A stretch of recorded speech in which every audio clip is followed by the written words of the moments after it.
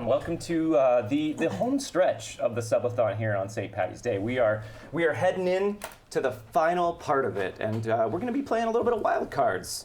We're going to play some Wildcards tonight, but it's not going to be just like Wildcards because we don't have Jordan Pridgeon, and we left things off last night on a cliffhanger on Wildcards. So today, we're just going to go to a different part of the country.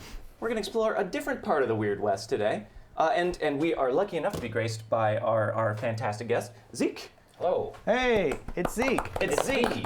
It is Zeke, yes. Clapping for Zeke. Me. I'll clap for me too. Yes. So if you don't know what Wildcards is, if you've never heard about it, Already good. Absaroka, Thank you. Thank you. It is our Deadlands Reloaded game, which is an alternate history, weird Western, supernatural, kind of crazy, awesome, dark game. And we use the Savage Worlds rule system, and we have a lot of fun with it. So Megan already talked about what we're doing with the subathon, but remember you can sub, resub, upgrade your sub, or gift a sub, or do any combination of all of those things in order to be entered into a prize drawing during this game. The prize will be a Savage Worlds core rulebook and a Deadlands Reloaded player's guide in PDF form to the winner. Also, if we get a certain amount of subs, and you can see what the tiers are if you hit !unlocks in chat, that prize pack might get sweetened, and some other fun things might happen during the game, so give that a look. But having said all of that, let's jump into what we're doing. So first, since we are not playing the characters we normally play on Wildcards, I wanted to introduce everyone's character very briefly. Okay. So let's start, we'll start with our agent. So we're going to be playing on the other side of the curtain of secrecy a little bit with some characters that work for the agency. Now, on Wildcards proper, you have met some agents, but I have never, I don't think, explicitly said who they are or what organization they work for. So now we're going to learn a little bit about them because we have an agent here at the table with us. What is your character's name, Megan? My name is Dinah Rigdon. Yes. Yes. Dinah Rigdon. Now, you are not a super high-ranking agent. You're probably like, I think, lower middle management, kind of. But you're still higher than all of these guys. Well, none of these guys are actually agents, but we'll get to that. Still higher than all of these guys. The agency is the union's highest level of secret service, essentially. These are the highest-ranking lawmen in the union, in the still called the United States of America. But they do not flash their badge unless they absolutely have to. They prefer to operate in secrecy. They know about the existence of supernatural threats, and they try to keep the general population's knowledge of that under wraps. They know that these things get stronger as more fear is generated in an area, and the agency feels that the best way to keep people from being afraid of things is to keep them ignorant of anything going on. So these are your Western men in black, essentially. And you are one of those. I am. You are an agent. So yes. what? Just to get a quick idea of your hindrances, what are your hindrances, Dinah? Well, my major hindrance is heroic, so I can't say no to someone in need. And then I have stubborn and loyal to the agency. Yes. I don't know how to play loyal. It'll be a stretch for you, but give it a shot. Okay. Give it a shot. Okay, I'll try my best. STS lol. And then right next to Dinah, we have one NZ Smite. Thank you very much for the subs. Thank you.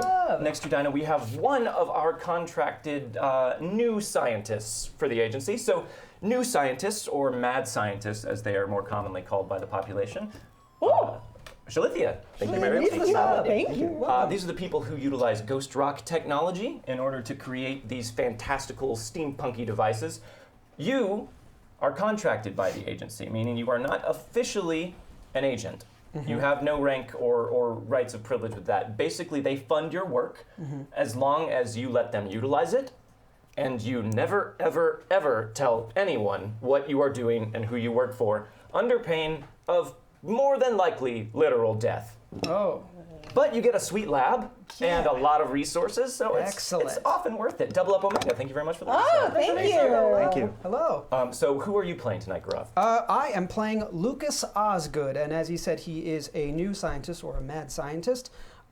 His hindrances is his major is overconfident, which is the same that Gabriel Pryor has. He has bad eyes, which is what he has some spectacles for. And his final minor one is Thank you. He has a quirk. He refers to himself in the third person.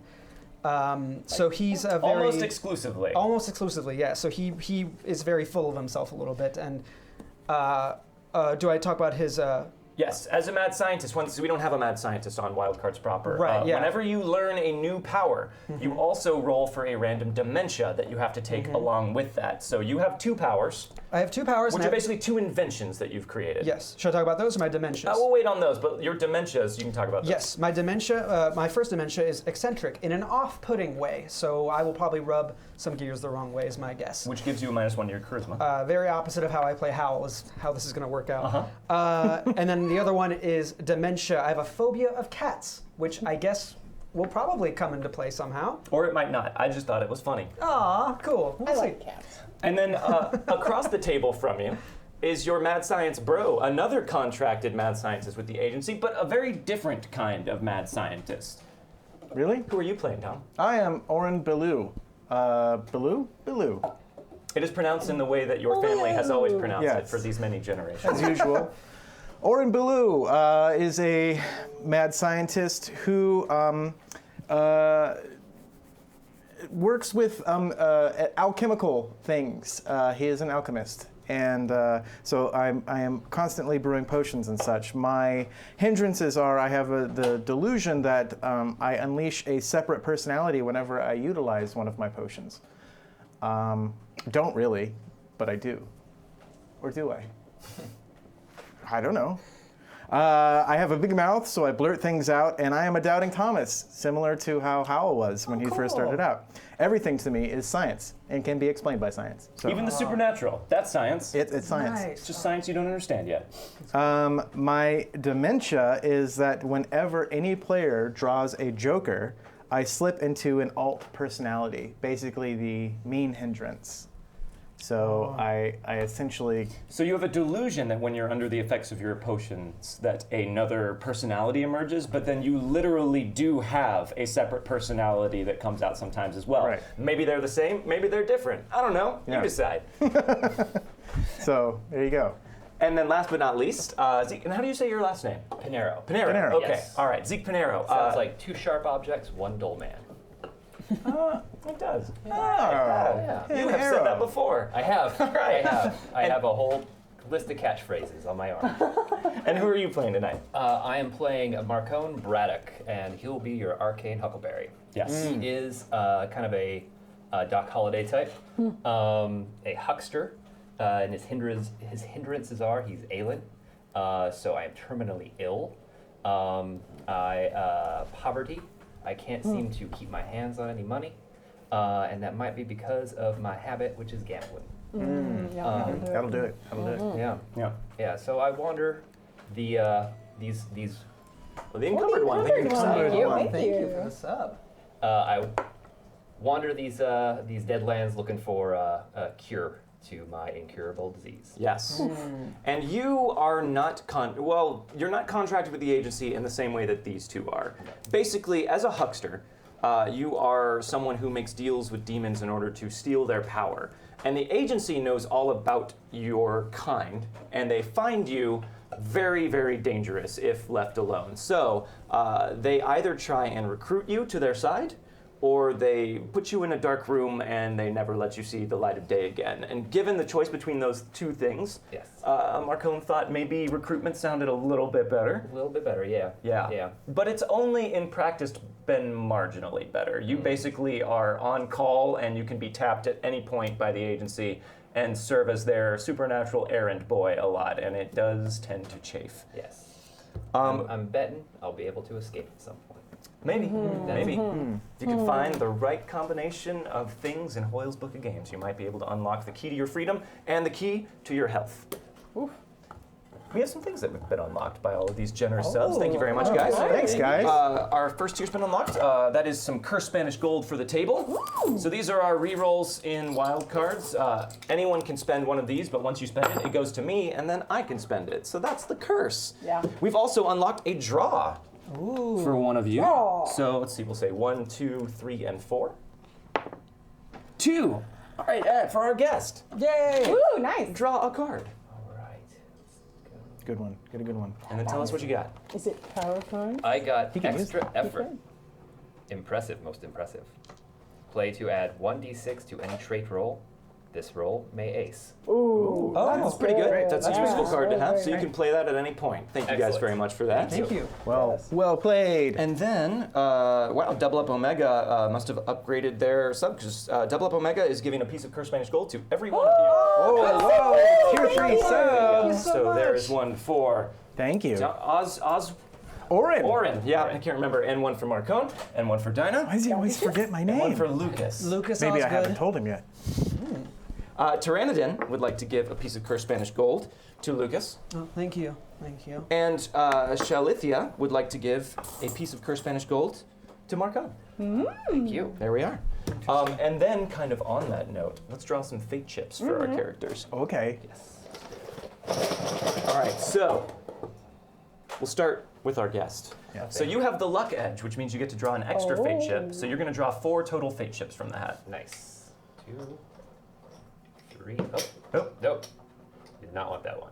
4. All right. So you got 2 whites and 2 reds, it looks like. Yes. And they work differently, but don't worry about it. We'll go over that when it becomes applicable. Excellent. For Oren, just 3. But what about for my other person? Nope. 2 reds and a white. All right. That's fine. For Lucas, just 3. 2 whites and a red. Okay. And for Opposite Dinah? of what I got. I got, come here. I got a blue and 2 white. That's what I got last night, too. And I get 1 for each of you. So I will draw 4. But not for my. No, no. Not for your, no, I actually do get 1. No! I got a blue, a red, and 2 whites. Okay. Those are mine. But we have unlocked one more thing. Oh. We have unlocked the luck of the Irish. Seeing as how today is St. Patrick's Day, I'm just gonna flip a coin. Okay. And if the fair folk decide to bless you all with good luck, then you will each draw an extra fate The chip. fair folk? The fair folk, Fairies? yeah. I don't know. I mean, that's just what Or they're like called. fair people? I don't make the rules. But if they are feeling mischievous, they will take a fate chip from each one of you. Oh. So fist side up, you all get an extra one. Maze side up, you all lose Yeah, one. you can't take them if Here you we can't go. find them. That's a maze. That is. That's a maze, So guys. you all lose a fate chip. Can you use a fate chip to re-roll? I You don't- cannot. I don't have any So fate at chips random, anymore. pick one of your fate They're all chips. gone. Oh, at random. And put them back in the hat. No! Thank you very much. Thank you. So the fair folk are carnies. Yes. They give and they take away. Oh, you're red. Don't be blue. Yeah, It's the white one. All right. All right. Sorry, guys. It's not me. That's It's how the it goes. leprechauns. The luck of the I Irish. don't know. So what say we saddle up? Okay. Oh, yeah. Oh, yeah. And we pick up in a stagecoach on the road. After I turn on the, there we go. So you guys work in a regional office of the agency back east. And your superior approached you, Dinah, and tapped you to go investigate some strange goings-on somewhere out in Montana, in a small little quarry town called Stone Post. It is largely an Irish immigrant community. It was founded by an Irishman who wanted to set up a rock mining organization, corporation out there. But lately there have been a spat of strange murders that have been happening in that town. Now the murders themselves are not so unusual.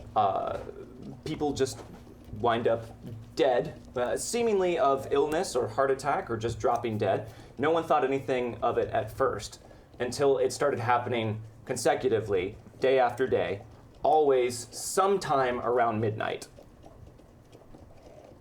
Now that has happened at the time that you were sent out here. It had happened, I believe, for a week straight. But it's taken you 3 days traveling on the Iron Dragon rail on the agency's fastest passage that they could book you to get out here, and then you hired a stage to make it the rest of the way to Stone Post. So this would be the 10th day, and as far as the information that you had been receiving is concerned, these deaths have still been occurring, always at the same time, always with no discernible immediate cause. Beacon 29, thank you very much for the sub. Thank you. Thank you. So you were told you had to take these two.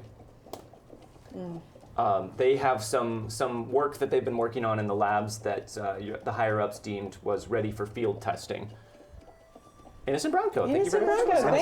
Thank you. What's up? And then you had heard about Marcone's work with other agents, and he sounded like someone that would be very useful for you to have. So you called in him and basically impressed him into duty. You are the field commander on this operation, and you do not want to disappoint your superiors. When you asked them why they couldn't send out a more local office, like say maybe someone from the Denver office, why couldn't they come up and investigate this?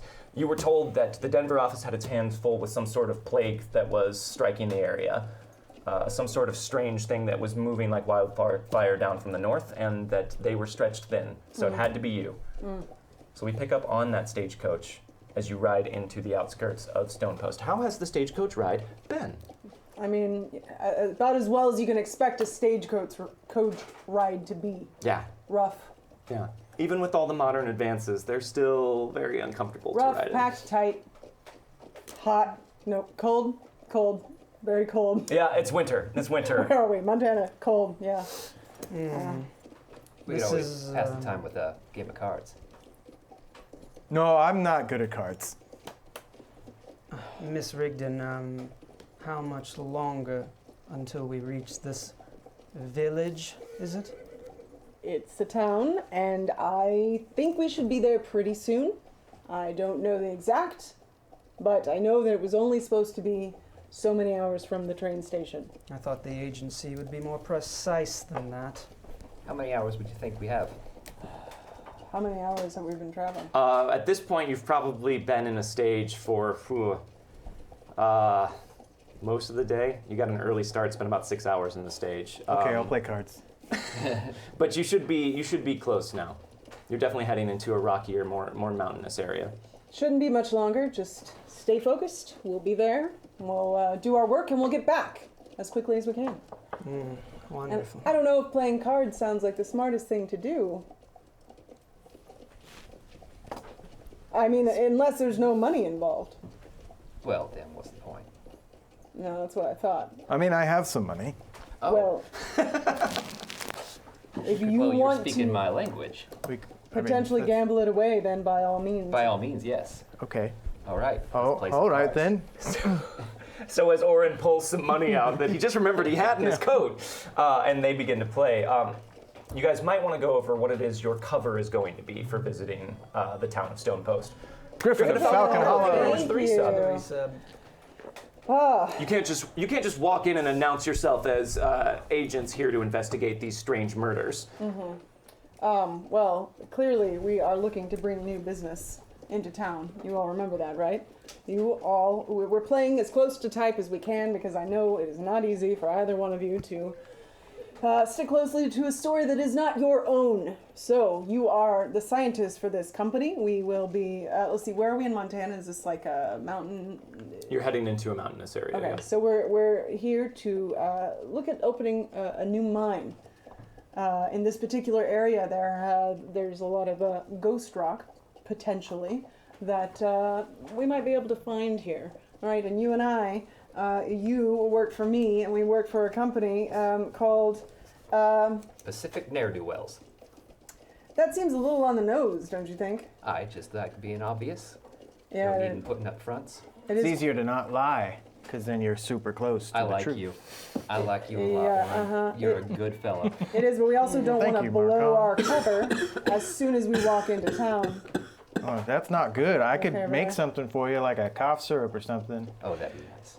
I think he needs Oh, a okay. little more than a cough syrup, Warren. Well, let's just start with a cough syrup, and I can start working with some things, and then we can maybe figure it out from there. When you say cough syrup, does it mean the same thing that a normal person would think of Nope. as cough syrup? Nope.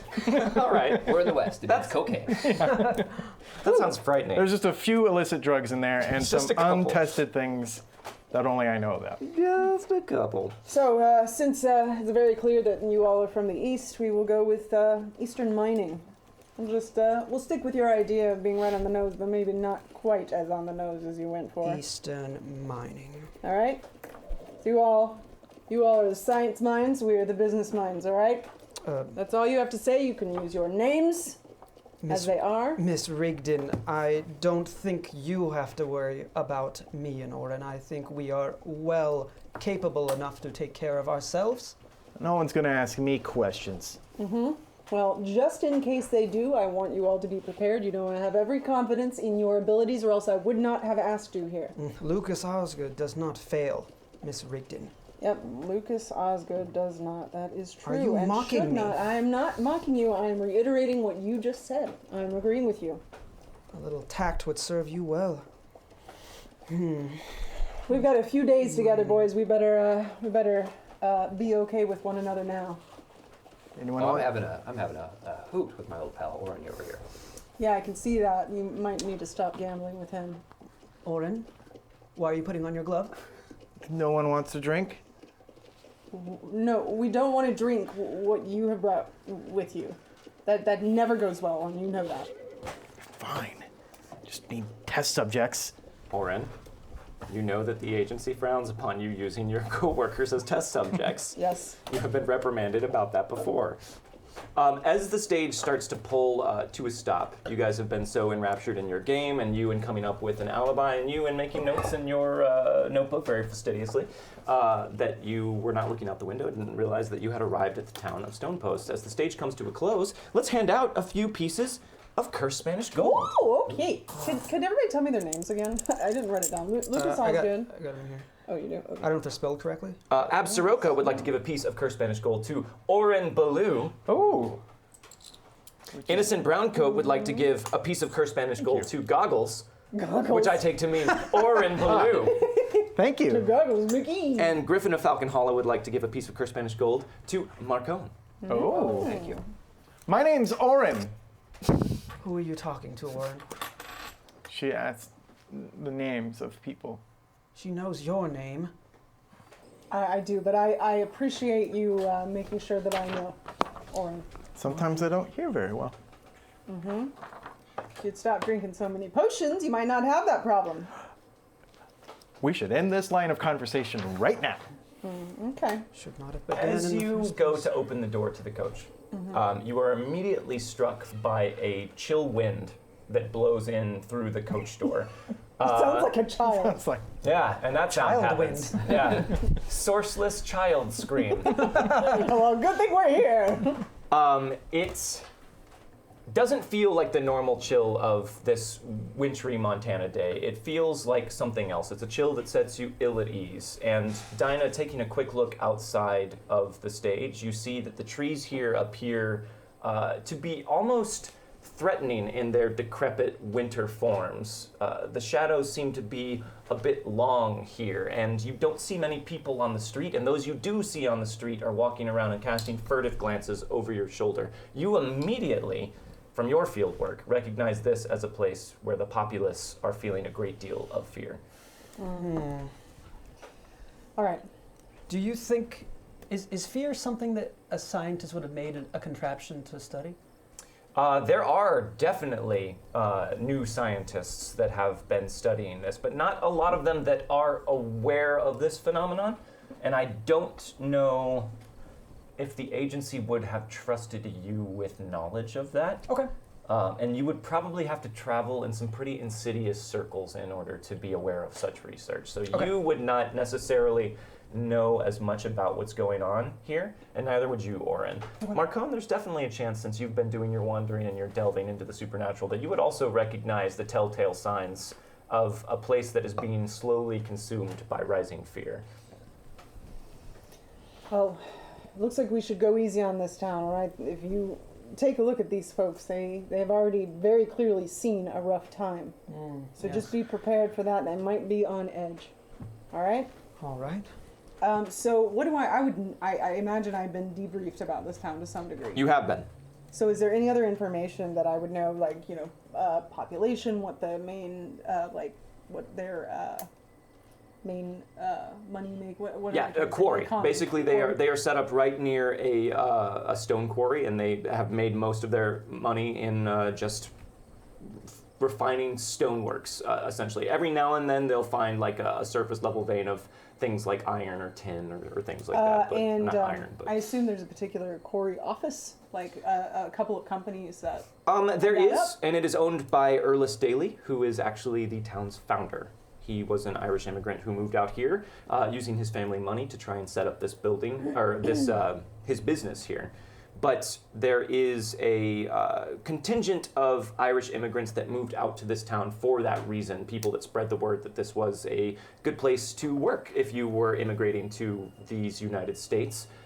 And there is a contingent of down, salt of the earth, American homegrown people that have a little bit of a rising tension with the Irish immigrants in this area. You were briefed about that. How did we come about this information? Did somebody? You are not at the clearance Okay. to know exactly where the information comes from. It just is handed down to you. Okay. Okay. So. It's night right now, so It everything's is not closed. actually. Oh, It's okay. not night. It just sounds a bit like Okay. night. It is. It's Odd. it's abandoned out What a here, weird and there place is this kind of a lonely wind that howls through every now and then. But there are people walking around. It's late afternoon at this Okay. point. Also, the encumbered one would like to give a piece of cursed Spanish gold to Dinah. Oh, thank you yay. very much. Okay. I think that we should start off by seeing if we can find out who's died most recently and just kind of get the lay of the land here. Why don't you two go together and we'll go together and you guys go over to the saloon. Good idea. Yes, but it's very important that you stay on task. I am a consummate professional. I expect that. I've heard good things about you. And if you don't stay on task, you know I have the whole agency behind me. I'm well aware. All right, and just watch him, and you watch him. And you know what? Just meet back here. And You know, we'll have a good old time. Don't you worry about it. you don't spend any of your money. And just be back here in an hour's time. All right? 1 hour. Uh-huh. hour. We'll meet back here. And we're going to go over to the quarry office. Set in my pocket Yes. watch. Oren, a moment of Lucas? your time. Yes? Come on, over here, just for a moment. Yes? Now, Am I doing that thing again? what thing is that? No. No, it doesn't. You're fine right now. That's not what I wanted to talk to you about. Just keep an eye on Mr. Braddock. Keep him away from any sorts of drinking, gambling. Just But what? Jordan Shively. Shively. Thank you for the salad. thank you, Jordan. Thank you. Another Jordan. So many Jordans. But what if he wants to do that? Then you don't let him. We are on a job here. Right. Job. Now, You are 100% right, and I will let the other guy know too. do not wink at me. Are you guys like having this conversation out of earshot of us? I'm attempting to, but I said that pretty loud. But I have Don't a wink at big, me. but I have a big mouth, so. Are you two done? I believe so. Or you might, the goggles are a little disconcerting when you're meeting people. Oh, okay. Just humor me for this time while you're trying to speak with folks around town. You might, just so they don't think you're experimenting on them, as they are wont to do. Also, don't experiment on them. Good point. Okay. You are a civilized man of science. That's, Act like one. yes, science requires facts, and I cannot experiment on people to acquire those facts. Yes. Understood. Thank you for the bits, the encumbered one. Thank you, the encumbered one. All right. The encumbered one is not encumbered. No. For generosity. Oh! So the plan is you two are going to head to the Daly's basically the office. quarry office, Uh-huh. and then you guys are going to head to a saloon and try and get a lay of the land. Correct. Okay, so let's start with the saloon. Oh, thanks for Thank the you, Jordan. morning. Thank you, Jordan Jordan. for the bits. So you guys find what is clearly a saloon in this town. It's not a huge town. There are some outlying homes that you can see from kind of up. This area is built on the edge of the quarry, and it's kind of raised up above some of the outlying homes that you can see, but the main area of the town is not huge. You do see what looks like a very nice home that looks out of place, kind of further up the mountain. It's got like a wrought iron gate, and looks like whoever lives there has some money. But there only appears to Time for the Bits, bits. they do the bits. It's a hundo bits train. There only appears to be one immediately obvious saloon in town. What is the name of that saloon? The My brain gives me dumb things like The Last Chance Saloon. The Last Chance yeah, there we Saloon. go. The I Last like Chance. that. Nice. The Way Last better than Chance mine. Saloon. So you guys walk up to it? The Deadlands. Saloon. Bottle. Yeah, the- Bottle. wild card, arrowhead, Big chip. Big chips. draw. So you Dice. walk in through the front doors of the Last Chance Saloon, and what better chance do I have than to get to use this track as much as possible? What? You have your microphone? You don't have your mic? No! Why didn't anybody tell me? Dinah's been talking this whole time, and she's been saying great things. Do over. Sorry, guys. So you walk in, the saloon is a little bit lively. It's late enough in the day that people are finishing their shift at the quarry or whatever it is they do here in the town. And you see a mishmash of people here. You see a bunch of very scared looking people kind of huddled all together. And on the other side of the saloon, you see a rowdier bunch that don't appear to be as afraid, that look like blue collar, like outdoor workers. That's the bulk of who is taking up space in this saloon. Historian of Nukes, thank you very much. Thank for the you. bits. Thanks for the bits. Keep that train going. I follow your lead entirely. Everything you do, I will do just as well. Jordan Oh, Shively would like my. to give a piece of cursed Spanish gold to Marcone. Oh, very cool. Thank you. So, I go over to, first I go over to the bartender, Okay. and I order a couple of drinks for my friend and I. Sure. You're new in town. That's right, I'm here on business. Oh, you picked a hell of a time to come. Why is that? There's been some awful business going on lately. Just a whole bunch of just awful business. What kind? Well, he kind of looks around just to see if anyone's paying attention. No one appears to be. They're all sort of clustered up in their own groups. Been a lot of... Thank you, Posh Posh Panda, Panda. thank you for the bits. There's been a lot of deaths lately here in Stone Post, but some folks think they're actually murders. Now, you didn't hear that from me, if anybody's asking. I just tell you that so that you have the time, with some light left, to maybe get yourselves out of town if this ain't a place that you want to end up being the last place you ever see, if you catch my meaning. Murders. When this start?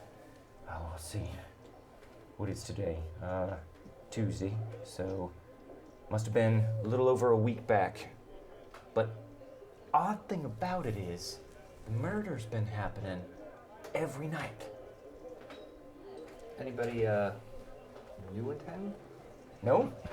That's apart from you, but you just arrived. We did just arrive. I don't murder in the past. Sorry, sir, I'm not a time traveler. Or murder ever. He looks like he doesn't quite get your jest, but he wants you to feel like he does. Yeah, no, I take your meaning. No, of course, I didn't mean to seem suspicious, just folks is on edge. No, it's, well, Not all the folks here seem pretty nervous. Those, I gesture to the rambunctious people. They seem to be doing fine. oh, well, yeah, that's because they is doing fine. None of their folks have been affected by this. So there's a one particular type of folk that's getting Well, murdered.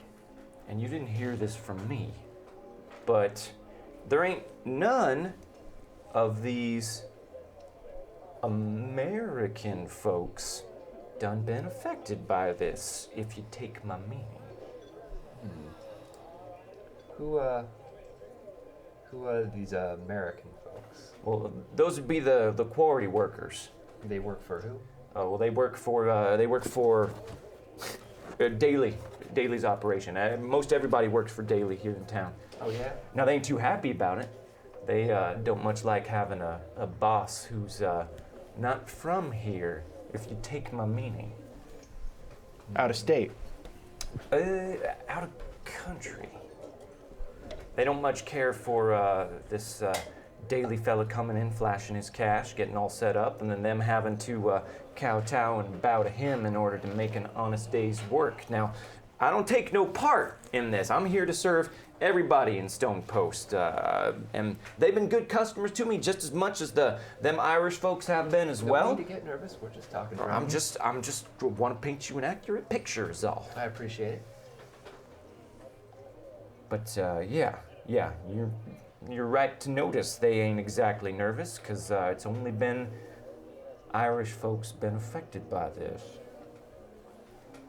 These things, these murders happen all like. Timely passage. There we go. I like the sound of that. I like the sound of that. They happen all at the same time. No, that's the other strange thing. Been happening once per day, every night, sometime around midnight. And just one. Just one person's taken. So around the same time though, every day. Well, that's the rumor going around. Now, I'm a sound sleeper, and I turn in early. All right, I got my boy who looks after things when the night crowd come around. But yeah, strange stories been going around town. A lot of rumors, but you heard that from me. I ask out of just family curiosity. My father was a coffin maker. I see. Where are these bodies? Well, they've been interred as quickly as they can be. There might be one or two at the undertaker's office, but I ain't sure. Why, you looking to... Like I said, just curiosity Oh, right, based on because my upbringing. based on your family history. Yeah, Yes, we're a yes. weird bunch, I'll tell you. I understand. Yep. All right, well, sorry, didn't mean to get you caught up. You're clearly just here for a drink. What can I get for you, We'll gentlemen? take those drinks. What do you got? Well, I got whiskey, I got rot gut, I got moonshine, and I got another bottle of whiskey that's a bit older than that first bottle. Now, some people say it lends a character. I can't really comment on that. Oh, well, that is a right frightful cough you got there, mister. You all right, Marcon? I'm fine. This weather does a number on my lungs. I'm okay. You ain't one of them lungers, are you? 'Cause Mark. No. No. No. I'm all heart, sir. I'm all heart. He's got 2 lungs. I'll have the whiskey that's got some character. the character whiskey, of course, coming right up. And for yourself? I shouldn't. I think Okay. you want the moonshine. One. Just one. Of the moonshine. same? Oh, the moonshine. He wants the moonshine. You want the moonshine. Do I want the I moonshine? think you want the I moonshine. mean, it'll put some hair on your chest, that's for sure. Always Okay. use more of that. It's my cold outside. True enough. Sure. Now that one I understand. And he starts pouring you guys your drinks and slides them across. We will cut over to you two, heading up to the early mining office. All right. Or Daily. Man, I cannot remember this guy's name. Erlis Daily. Erlis Daily. Got it. Never gonna forget it My again. name's Oren. Yes, we know, Oren. So you head up there, and there does not appear to be a lot of activity up here. There is one very frantic-looking clerk kind of working in here. He seems very nervous. Hi. Hello. Hello. Are you all right? Well, yes, all things considered, but no, it's just been a stressful week. What can I do for you? Oh, well, we are actually here in town, business scouting, as it were, and I was wondering if I could get some information here. We're actually part of a mining company, and we figured since you quarry, we might be able to have some things to discuss. Listen, ordinarily, Mr. Daly would be more than happy to discuss with you, but he is indisposed at the moment. He's occupied. He's unable to meet with anyone regarding business matters or any sort of matters for that matter. So perhaps you should come back another day Well, I must say that we do not have much time here, and the mining company I'm a part of could bring some really good business to this town, and we will just pass it on by if we can't speak to someone today. Well, I'm sorry to disappoint you, and of course we would be disappointed to lose such a potentially fruitful business opportunity, but I'm under instructions from Mr. Daly to just mind the shop and make sure that he is left alone. He is having a personal emergency of kind. Personal emergency. Yes. Oh, That's thank you for the okay. A bits! bit encumbered one, as Baroka. He's just nervously adjusting things on his desk the whole time. I've got to be honest. I mean, this is prime business time of day. It seems quite unusual. Almost closing time. Miss Rigdon, Yes. a moment. Give us just a moment, please. Of course, but I will need to be closing up here soon. I have family we won't plans be to return. long. With you shortly. All right. How important is this? How important is our business? Mikasor, thank you. Our business is very important. Do you have something here? Because we might lose this guy. Well, it seems we might be a little better off if we were just a little more honest, I would think. Honest in what way? This whole mining company business, I don't think it's going to get us far. Why don't we just tell him where you're from, and that might open a little more. That is not something that is okay to lead with. We have to figure out who we're talking to before we go around giving them any more information than they need. For their safety and ours. And if that doesn't work, Well, then we'll go from there, but I'm the one who makes that decision. I thought we were here to make decisions together. I am here to make the decisions for the group, but I am happy to have your advice every now and then when I ask for it and need it. Otherwise, I would not have asked you to be here or been required to have you here. Required. However you want Everyone, to look thank at you it. for the pits again. Thank you. Thank you for the bits! So I am merely here as a tool, then, to see if there's any scientific merit behind these murders. That is what you do, is it not? Your superiors literally told you these two are here just to field test the things they've been working on should the need arise. There is no other reason that you were saddled with them.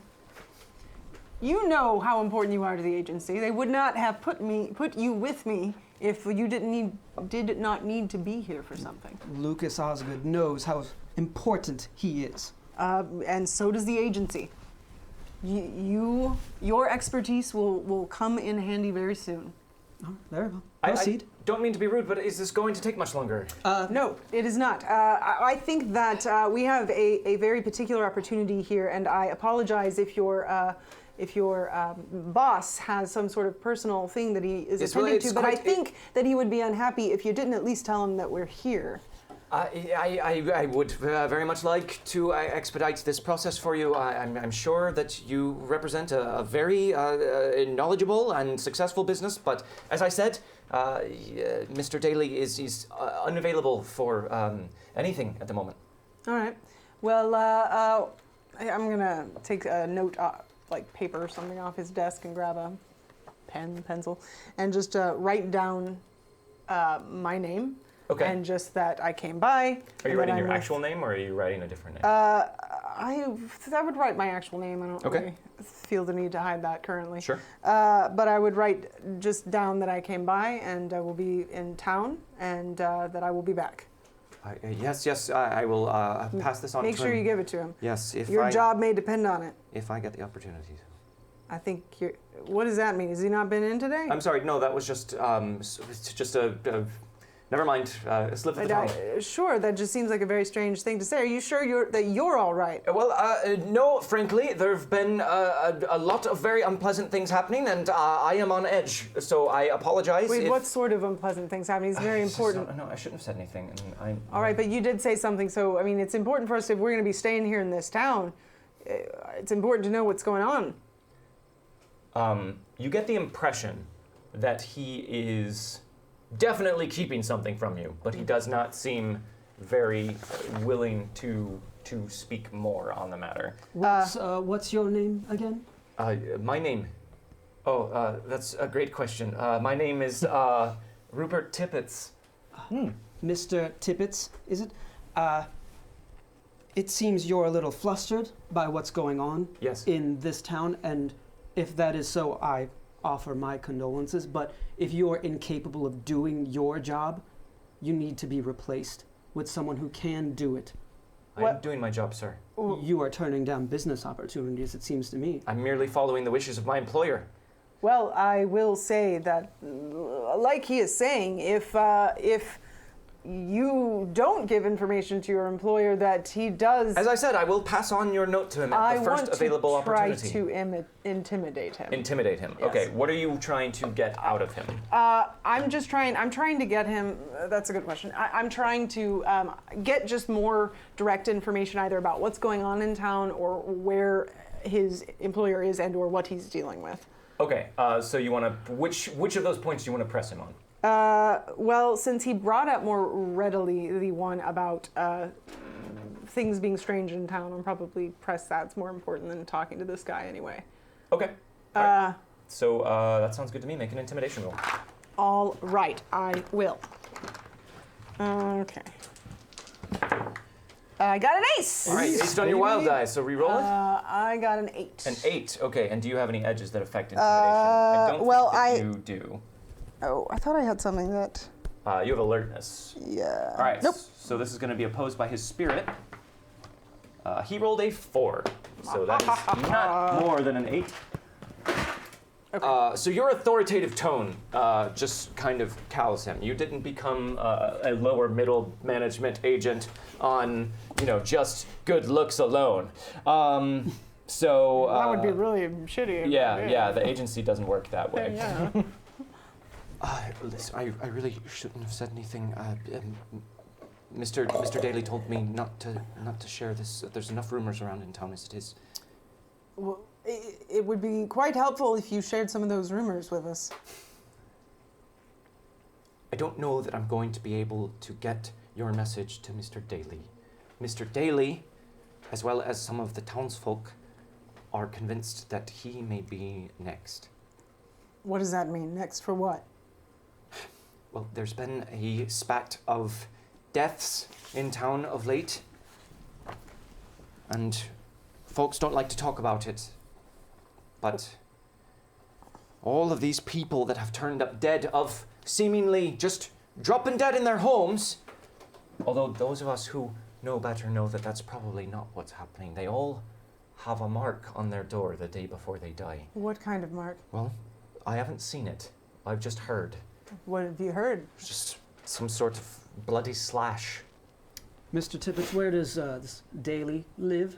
Well, he lives in Daly Manor. You can't have missed it coming into town. It's the big house up above everything else, Yes. Oh, looking down over Stone Post. seems we need to pay him a visit. But Mr. Daly found such a mark on his door this morning, and he's remained at home. If the trend of late continues, should mean that Mr. Daly will pass tonight. That seems very odd. How long has this been happening? We're not supposed to talk about it, but it's been too much for us to bear here. It has been happening this will be the 11th night. It's quite a while. Yes. All right. And well, these marks have been completely consistent with these murders. As far as I know, as I said, I haven't seen them. Who was the last one to get murdered? Last night, Yes. a young woman, actually. Hold on, I'm trying to remember her name. Please hurry. I'm trying, I'm under a lot of stress. I don't care. Her name was Cordella Morsley. And where does she live? In a home hereabouts? I don't know where Well, everyone Can in you town be more lives. specific? okay. All right. I think we've got all the information we need from you, and we appreciate it. Clearly, that times are rough here. So we apologize for coming down too hard. It's just that we've got people breathing down our necks, as you know. Yes. You understand. Yes. But I think that's all we need for you. We won't bother you anymore. Get on home, and I'm sure you've got plenty of people you need to go see. Yes. As you turn to leave, he kind of calls out one more time. He says, "Excuse me."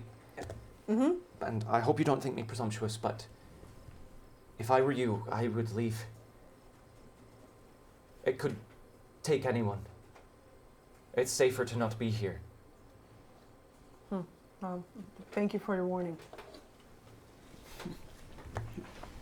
You guys walk out? Yeah. Okay. All right. Let's. Was there any other information that you guys wanted to fish for at the last resort? So the Or the last chance? Tom, Jeff, you want to go? No. No. The rambunctious guys, they work for Daily? They do. They Okay. work for Daily. They are quarry workers. Yeah, I wanted to go talk to them. Okay. Yeah.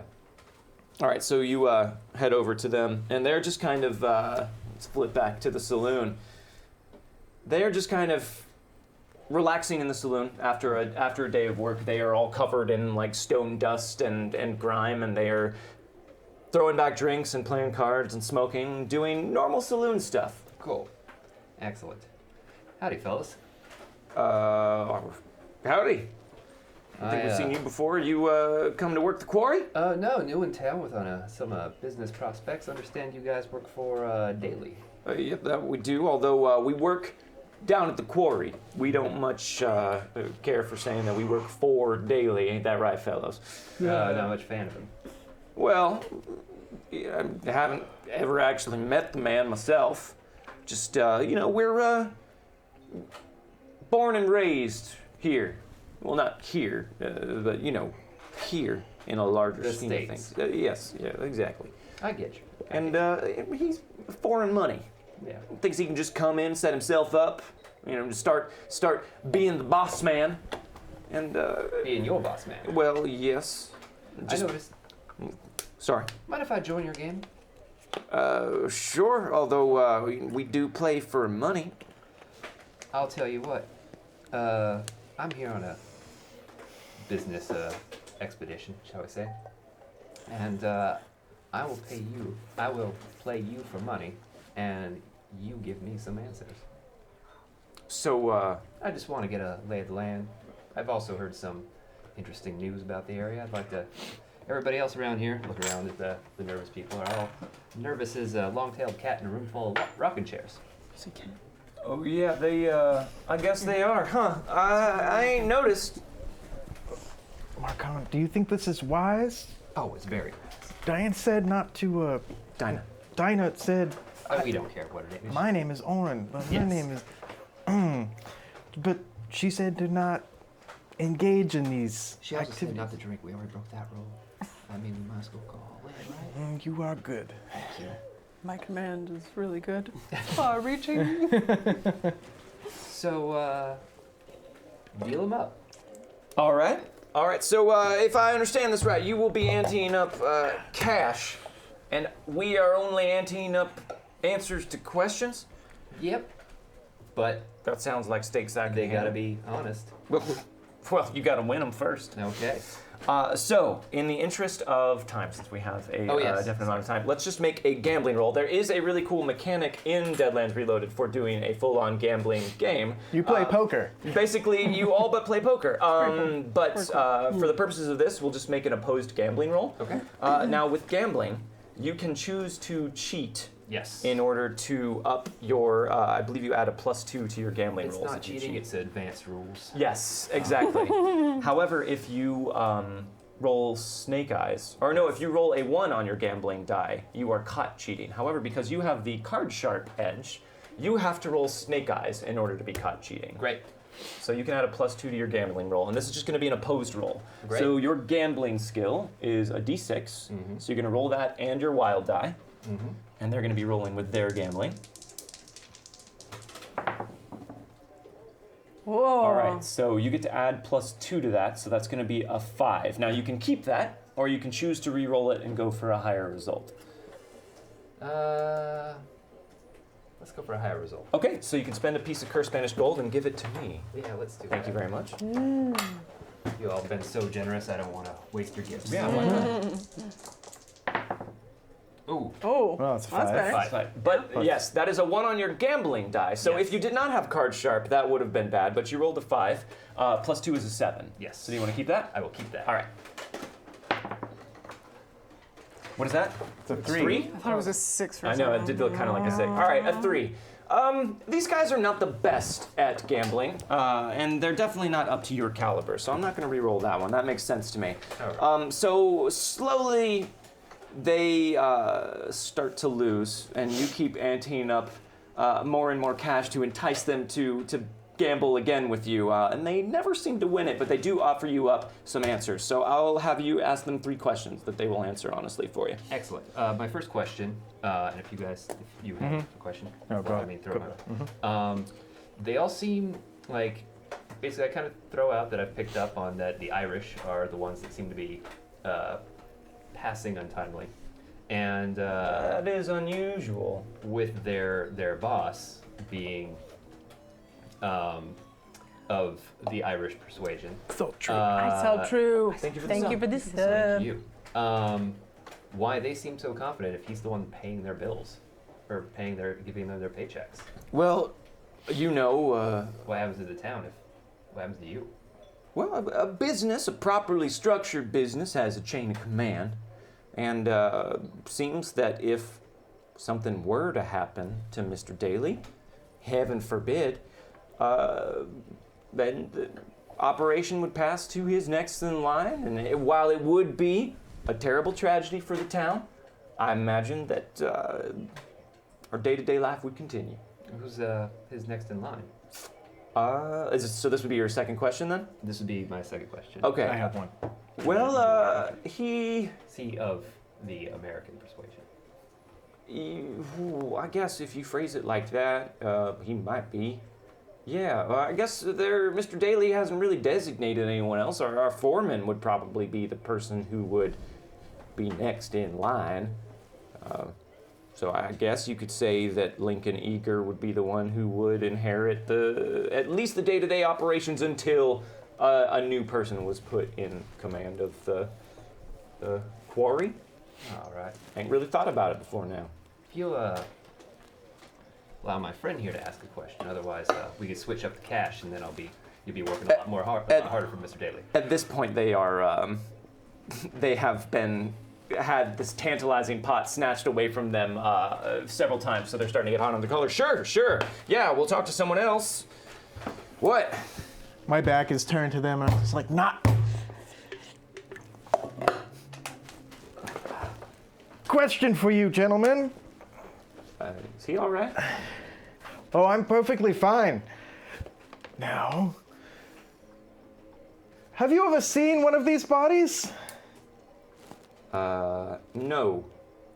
And at this, they seem to get a bit quieter and more solemn. Not like they're hiding anything from you necessarily. That's not the impression you get. They just kind of get uncomfortable. No, can't say that we have, but none of us are really in the business of gawking after dead bodies. You haven't had to move them or pick them up off the trail or whatever and move them somewhere else? Move 'em off the trail? No, I don't know what you've heard, but everyone's died in their homes. Ah, of course. Thank you. So at this point, they are way late for meeting up with you guys. It's getting close to sunset. We will go to the saloon. If we would be talking to them, or we could head out to them after that exchange. I would imagine that you have been enjoying kind of lording your skills over them, so this has gone on Excellent. for longer. Maybe that it was longer than you were aware, or maybe you just didn't really care to meet back up on I might time. have had a little too much moonshine, too. Okay. So any moonshine, basically, is Yeah, what I'm pretty taking? much. Okay. Yeah. Yeah, so we arrive at the saloon. You find Oren seemingly a little bit inebriated, and Marcone is at a gambling table with a bunch of very frustrated men sitting around, looking increasingly frustrated. Are they facing the door or are they facing away? Them? I don't know. That's a question for them. I don't see them come in. Okay. You got it. So I want to come up behind them while they're gambling and just say, "You winning?" Oh. Miss Ryden? I always am. Yeah. That's good. Yeah, he's winning. So they are gambling here with you. Looks like you're drinking. That's good. Would you like one? I would not. As a matter of fact, I think it is time for you all to finish up right here so we can get back to business. Excuse us, folks. Oh, already, but we's having fun losing to him. Well, sorry to hear that. Yeah. Are you mad? Is she mad? She's not mad. That's just her resting face. Oh. Oren, a moment. Yes. Goodness, can you at least take that outside if you're going to do that? Just get him outside. So are you guys heading outside? Yes, I'll follow Lucas outside. Marcone? I follow, or where you lead. All right. All right. Fellas. So you guys head back outside. Well, I don't know what conversation you need to have, but first of all, did you at least find something, even though you decided to not do anything that I asked for you? I have a suspect. You have a suspect, and who is that? Seems all these people dying unexpectedly happen to be Irish. Really? The gentlemen I was playing with there are not Irish and very much of this here United States. Their boss is Irish, yet they're all happy-go-lucky. I've been to plenty of mining towns, and I've seen plenty of people depend on their boss for their way of life, and they don't seem to care one way or the other if something happens to their boss. I ask who's next in line to benefit from if their boss passes, and gave me the name of a Lincoln Eager. And this person is not Irish. He is not. He is the foreman. Well, that does go along with some of the information we have that Daly, who is the one who runs the quarry here, who is Irish, is potentially next on the line to die. He's been given a sound warning, it seems. A mark on his door. Well, He will die in his house. They've all died in their houses. that's what they said. So we should probably head over and see if we can speak with maybe Mr. Daly first, since it seems like his time might be running a bit short. All right. So we'll head. So it's not hard to find Daly Manor. It's the big Victorian-style house at the top of the hill with the wrought iron gate around it. And really quickly, is alt true would like to give a piece of cursed Spanish gold to Marcone. Nice. Marcone. Well, there you are. I would like to go back to the saloon and I gamble read. some more. Yeah. I salt You have true. more money. So. I salt true. Is alt true? Whatever it is. Is true. So you guys are heading to Daly Manor. Okay, so you walk through the town streets for a bit and start walking the winding path up to the hill that overlooks the town. And you reach the wrought iron gate. And it is a very solidly constructed gate, and it appears to be chained shut. Chains have been wound over and over and over the gate, and you see several padlocks in place. All right. So there's no way to get closer to the house at this point unless we can go through the gate. Basically. I mean, you could try and skirt the gate and see if there was any way through or around. You could try and climb it. You could try and make noise on it. Soul blast work on it. You could. You could definitely do some damage to the gate. However, if anyone were to observe you doing something like that, they might hang you as a witch or a Yes. warlock or something. So that is I- something that's best done in the dead of night. As we were walking up, I was munching on some little raisins that I've had tucked away in my thing. In your snack pouch. My snack pouch. Got to keep the energy up. And then I have a portable chemistry kit. Can I make a little, maybe some acid or something? Let's see. You do have a portable chemistry kit. Could you make some acid? Yes. Make a knowledge chemistry roll for me. Would you like some assistance, Oren? I don't know what your chemistry skills are like, but if you'd like to assist, you may. So you do not have a knowledge of chemistry, but you do have a general Thank awareness. you. Smiley the Smiley ogre. the ogre. Thanks Thank for you the very much for the resub. resub. You have a general awareness of most fields of new science. You are a dabbler. I don't want to help him with science. I just want to make sure he doesn't fumble his fingers and screw Oh, you up. don't want to help him? Not with science, just kind of watch him to make sure he's doing everything as a proper scientist would do it. But that sounds like helping him with science. But not chemistry. Sure. So what I was gonna say is I'll let you make a cooperative roll at a -2, Great, basically, since you perfect. don't have the proficiency that Oren has. Right. So go ahead and make a knowledge new science roll at a -2. Oh, knowledge, new science. And for Okay, every cool. success and raise you get, you will add +1 Actually, to it's Orin's roll. this. We'll also say it'll speed up his work a little bit. Perfect. Is that -2? Yes. That's a failure because I got a 5. Well, hey, good news. Smiley the Ogre would like to give you a piece of cursed Spanish gold. Whoa, timely! I'll Very use it right timely. now. You're gonna use it right now? I'll Yeah, keep that here thanks. behind my Thanks, screen. Smiley. That's live. That's happening live That's right now. Steven. Hey, Steven. That is 6. So -2 is a 4. Which is a 4. All right, so you get to add +1 to your roll. Okay. And we will say that it shaves 10 minutes off of the work. So what would have taken you a half hour to kind of putter around with here takes only 20. Okay. So Oh! it takes on both dice. Oh, wow. So re-roll both. So that's a 9. +1 is a Plus 10. 10. Okay. Nice. So that is a success with the raise. So we'll say you're actually able to do it much quicker. Maybe Orin is more used to throwing some quick acid together to melt through chains than anyone suspected. So it takes you about 10 minutes just tinkering with your tinctures. And you actually have a little portable Bunsen burner that's adorable. It's very small. But you're able to get that going, and you have a little tiny flask of boiling acid in pretty short order. Or in credit where credit's due, this is quite good work. It is good work. Very good. Nope. Thank you. Don't often get compliments like that, but anyway, Well, you'll get them when you deserve them. you may use this on the lock.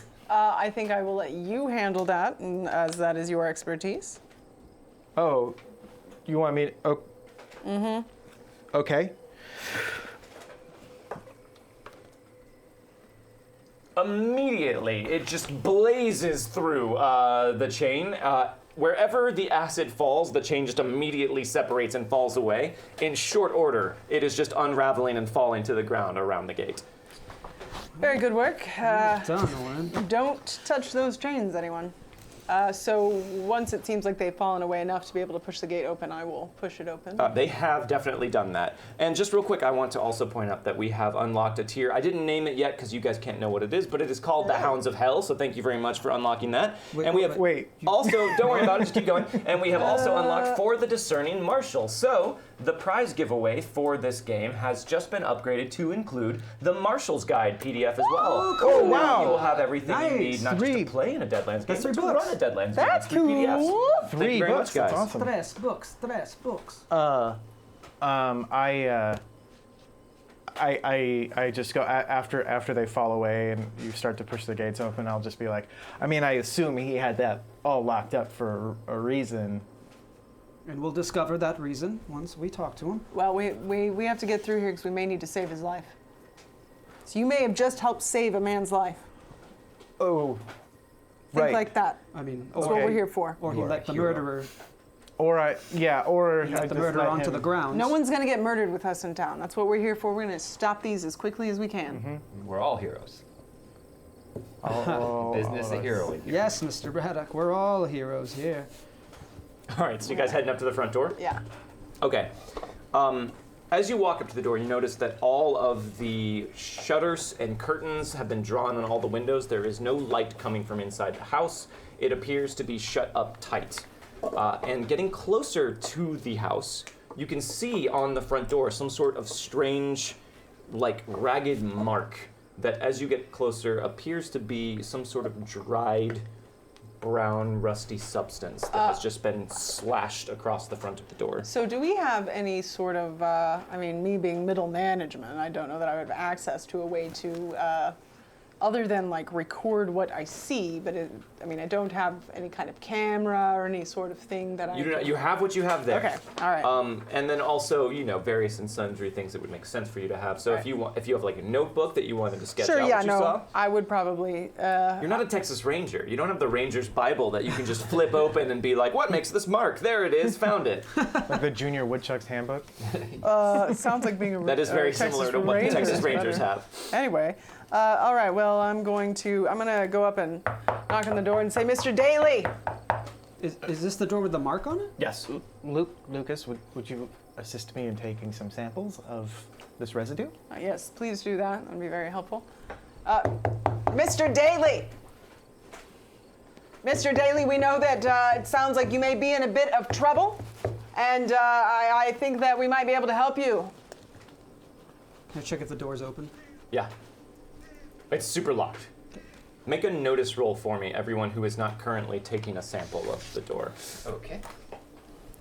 So notice is one of your skills. Thank you, Gamer Tavern Show, thank you so much. Joe, thank you for the sub. And that's with your wild die as well. I got a 6 because I got a +2 because I have alertness. Yes, you do. Oh, and you aced on that, so you get Oh, to reroll that. fancy! Yeah, Ace, reroll that ace. 6.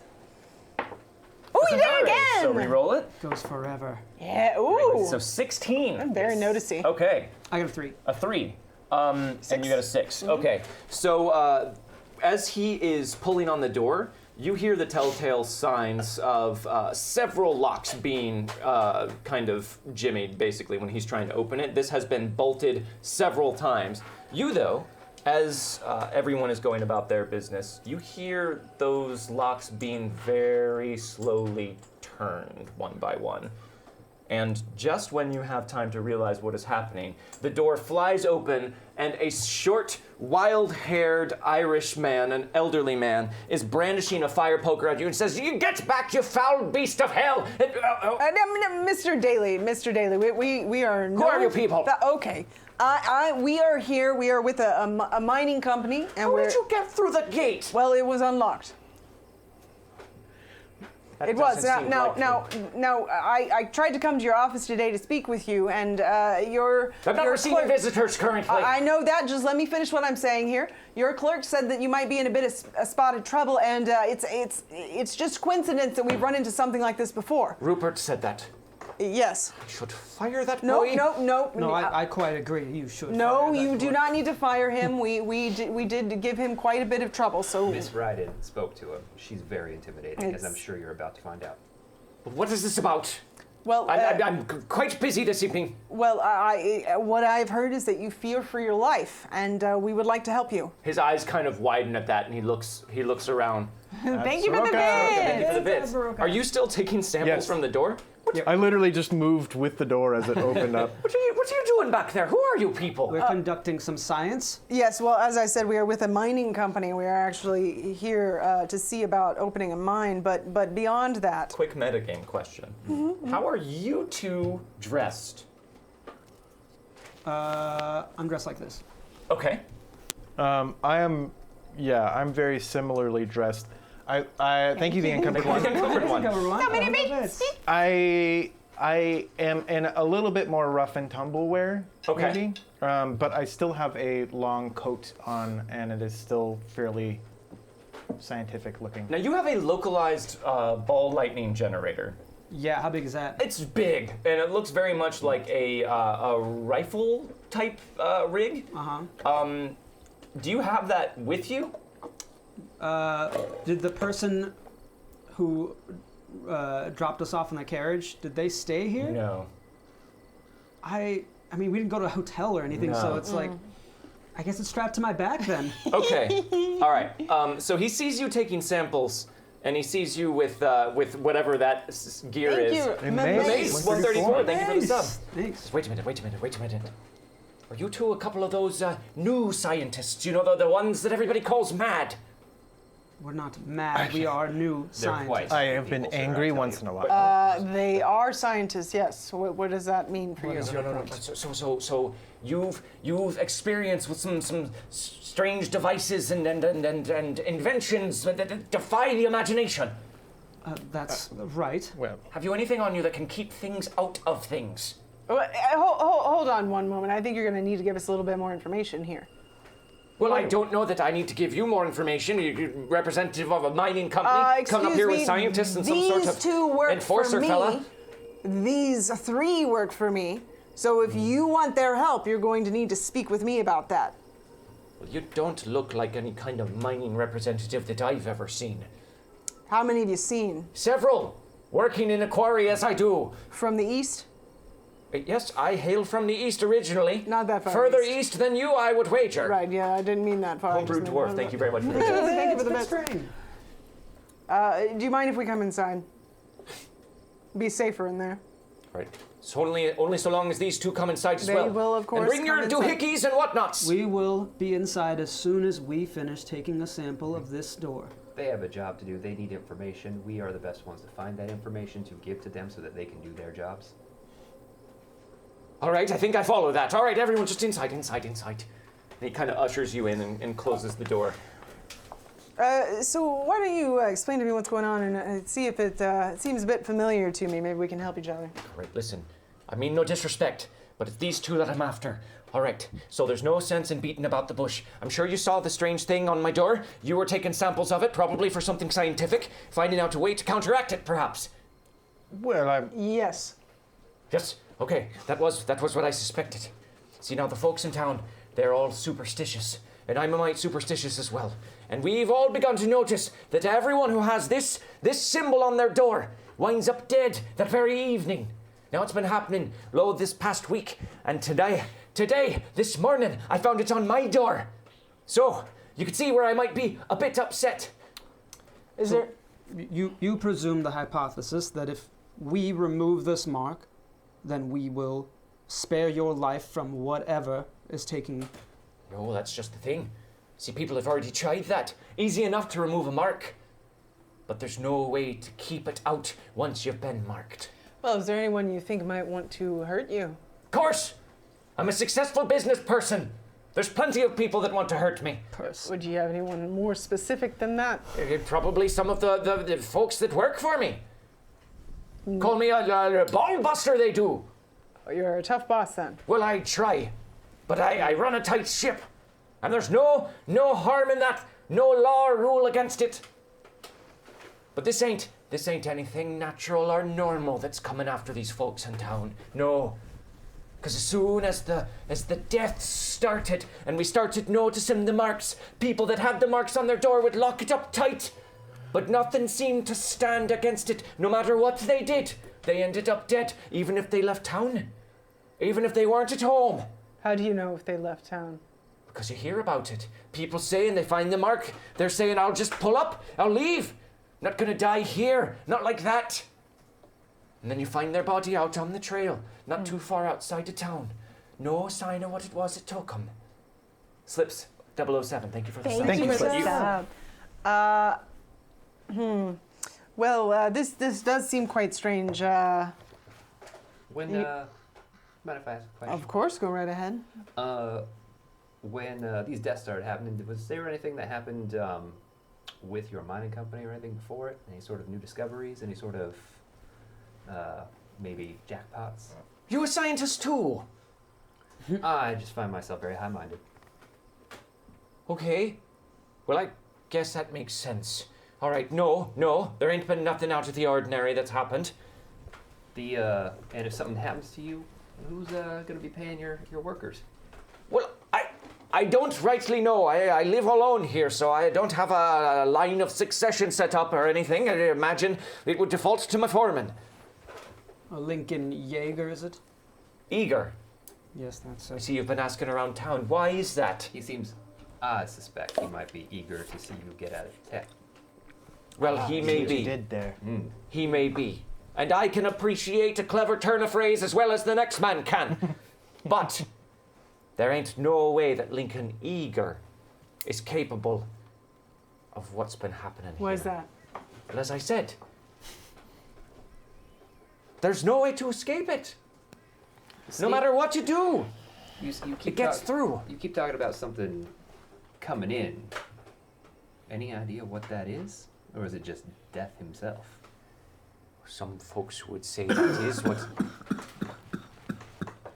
We've been traveling all day, and the road is quite rough on him. I don't know, you seem a mite close to death yourself, boyo.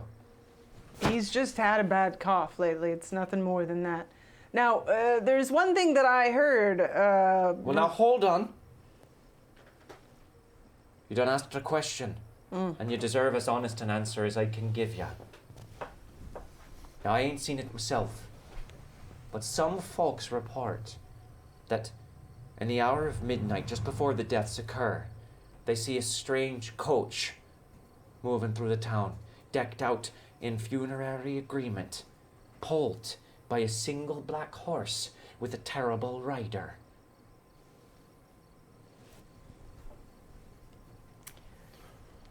That has been seen in Well, town. I've heard that people have heard from other people that it's been seen in town. Well, there's one other little bit that I overheard, that this seems to only be affecting the Irishmen in town. Yes, I suppose it has. Does that mean anything to you? Well, to my mind, it means that some piece of the old country has followed us here. In what way? I don't know. Something about this seems familiar somehow, like a story I heard as a young boy. Do you remember it? I don't. I've been racking my brain. These sightings, have they been done by people that are respectable, or are they all just drunks and has-beens? Well, it's just been rumors flying about town. Impossible to trace the actual source, but are you saying that if you had a more reliable account that you might be able to stop it? Well, we'd be closer to the truth than not. You guys hear a small peal of thunder outside as a storm starts to roll in. The thing that he described, would that ring any bells for me, or could I have knowledge occult? You both have knowledge occult, Yes. I believe, right? Could we- So both of you make a knowledge occult roll for me, but make it at a -2. Okay. And also, I have some cursed Spanish gold to give out here. Ooh. Gamers Tavern Show would like to give a piece of cursed Spanish gold to Oren. Thank you. Mamace 134 would like to give a piece of cursed Spanish gold to Marcone. Nice, Thank you. Steve. Nice. And Slips 007 would like to give one to Lucas. Oh, thank you And so thank you much! for the sub, Nightstein.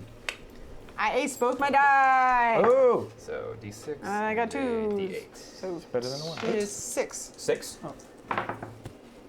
Oh, Critical failure. All right, well, you can't reroll that Oh. with cursed Spanish gold. Oh, right. But Yeah. But you you can can reroll it with use- a white fate chip if you would like to. Yeah.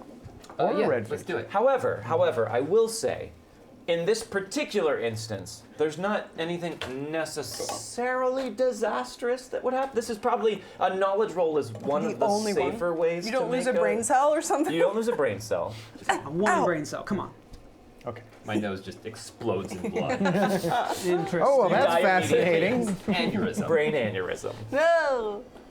Oh. Mac the Barbarian, thank you for the Mac the sub. Barbarian. Yeah. Thank Like you. brain Barbarian. aneurysm. Mac. I'm subscribing to that. I'll leave it. Okay. I'll leave it. All right. So you are positive that this sounds like a confused account of Washington Irving's famous story of Sleepy Hollow. Okay. There's too much it's just, this kind of like dark rider that comes at night on a black horse. This sounds like an urban legend that people have been getting confused about. You know that there are accounts of something like this in a couple of the world's different major mythologies. Mm-hmm. So something about that has a ring of truth to it, but it doesn't put you in mind of anything in particular. I think it's all. I go over. I speak to Diana privately. I think this is all just superstition talking. I think we should go talk to Mr. Eager. Well, I agree we should talk to Mr. Eager, but sometimes superstition is based on something real. So maybe we should follow up. I've seen some weird shit, but this doesn't sound like anything plausible to me. It sounds like a couple of things that I can't quite put my finger on, but it's worth continuing to follow the path, I think. You're the boss. What is it you're conversing about? Well, we're just trying to figure out if your accounts ring any bells. Well, as I said, I don't know. I haven't seen it. Well- It sounded like superstition at first to me, but once you find a mark on your door, you find yourself more inclined to believe outlandish things. Is there someone who maybe saw this this funeral cart that you could? I don't rightly know. Where did you hear it from? Probably just from one of the men at the quarry. Have you lost a lot of men? He starts looking outside. I've maybe one or two. There doesn't seem to be any pattern to the deaths, apart from them all being Irish, as you mentioned. But as I said, I think this is just a curse from our home country that's followed us here. He keeps kind of like peeking out the window. Oh, this storm is a bad omen. Well, no, storms just come across the plains, it's pretty typical for this area. I'm sure what people have seen is just some sort of atmospherical disturbance mixed in with the stagecoaches that come through here on a quite regular basis. So Oren's quite right. It's just weather. No reason to be superstitious about that. As you say, but all the same, he kind of looks outside again. It's getting dark, and the storm appears to not be in any mood of quitting soon. It would put my mind at ease if you were to keep an old man company for the night, maybe see me through the midnight hour. I can feed you. Well, Give you a warm, dry place to stay the night. We cannot turn down someone in need. And all I ask is that maybe you see about. Maybe we can pass the time by playing some cards. Oh, I Just do play from time to time. That does sound like. We could play, just maybe not gamble. Well, no what's the money point involved. of playing if you're not going to gamble? Yeah, we're in his house. We really ought to do. Yeah, but you don't want to lose your money on this evening, do you? Well, Missy, Oh, he seems like a you card might guy. be underestimating my ability. I think you are. Not underestimating it, I'm just trying to protect you. And I don't care about your ability. Oren, a word? Yes, Don't Lucas. mind him, he's all business. What information did you gather about the door? Have I had a chance to... It depends run on some what tests? you've been doing while everyone's been talking here. If you Right. have been testing your samples, I have dipped it in various solutions in order to tell... make a chemistry roll for me. Great. And then, real quickly, Nightsteed would like to give a piece of cursed Spanish gold to Dinah. Thank you very much. Nice to meet And you. Mac the Barbarian would like to give a piece of cursed Spanish gold to Dinah. Oh, thank Nice. you. So, Mac the Dinah. Barbarian.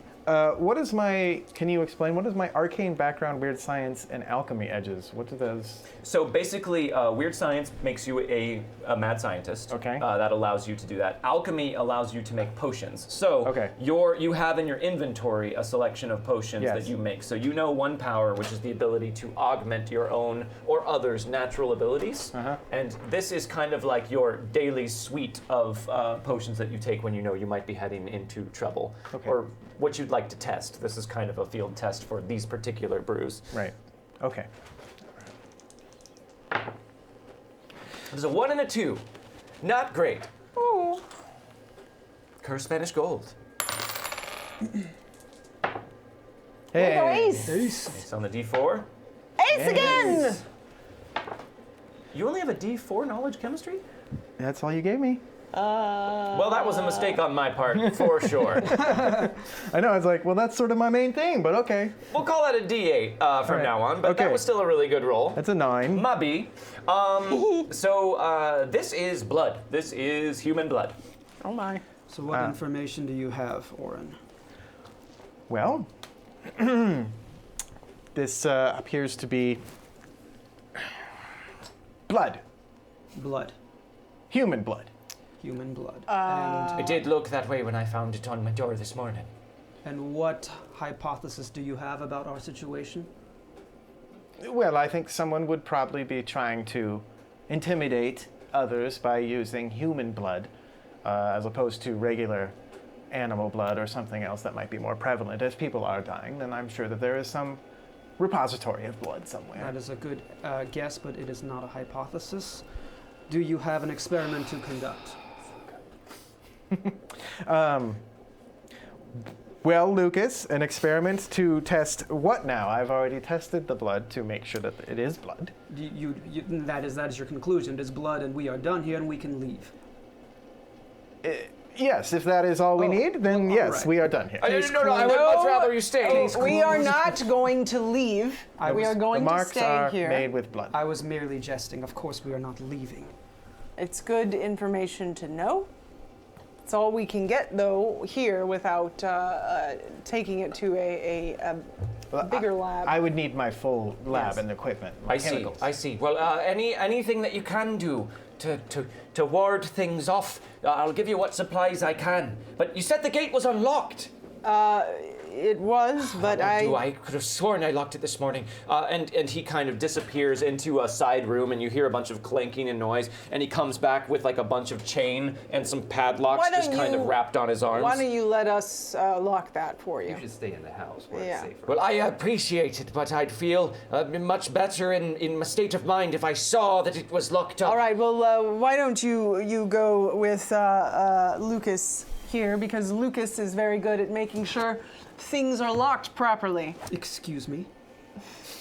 You want me to go out in the pouring rain to lock a gate? It's because I don't trust anyone else to make sure it's locked properly to protect this man. You don't trust Mr. Braddock to do such a thing? I think that you are the best man for the job, as you are very competent. I mean, I'll take all the lock, gate, and proficiency that you have, son. Lucas Osgood does not lock gates for anyone. Well, on this day, Well, what you about lock- Lucas Osgood? On this day, you do. We will help you and make sure it's locked. We will stay here and make sure there's no one in your house. All right, after me, son. He kind of takes you out into the rain. He just walks out with his chains and locks. So, being everyone's commanding officer, I assume that I would know some of their capabilities. Yes. I don't know what your capabilities are. You know he Just is. charm, man. You know he's a huckster. Right. And you know that he is very good at being a huckster. Right. I'm trying to figure out. And NZ Smite would like to give a piece of cursed Spanish gold to the table. Whoa! Oh, thank you. Awesome. I'm trying choice. to. I mean, I don't think there's anything we can really do. I was trying to figure out if there was some way to like. I don't know. I guess we could just investigate the house, but I was trying to figure out if there was some like supernatural way to.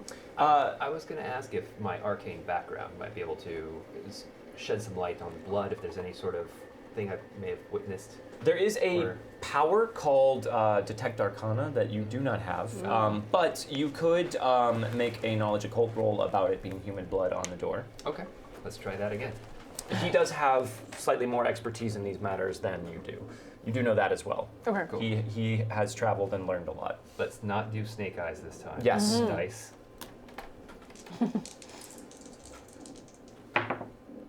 Nice. There you go. All right. So you know that in many stories of creatures from many different texts that you've read, there is kind of an almost. I mean, it has roots in the Bible. There's roots in mythology that predates the Bible. The marking of a doorway with blood is a very significant thing and typically a portent of something big. So it's matters of life and death and things like that that tend to be marked with stuff like this.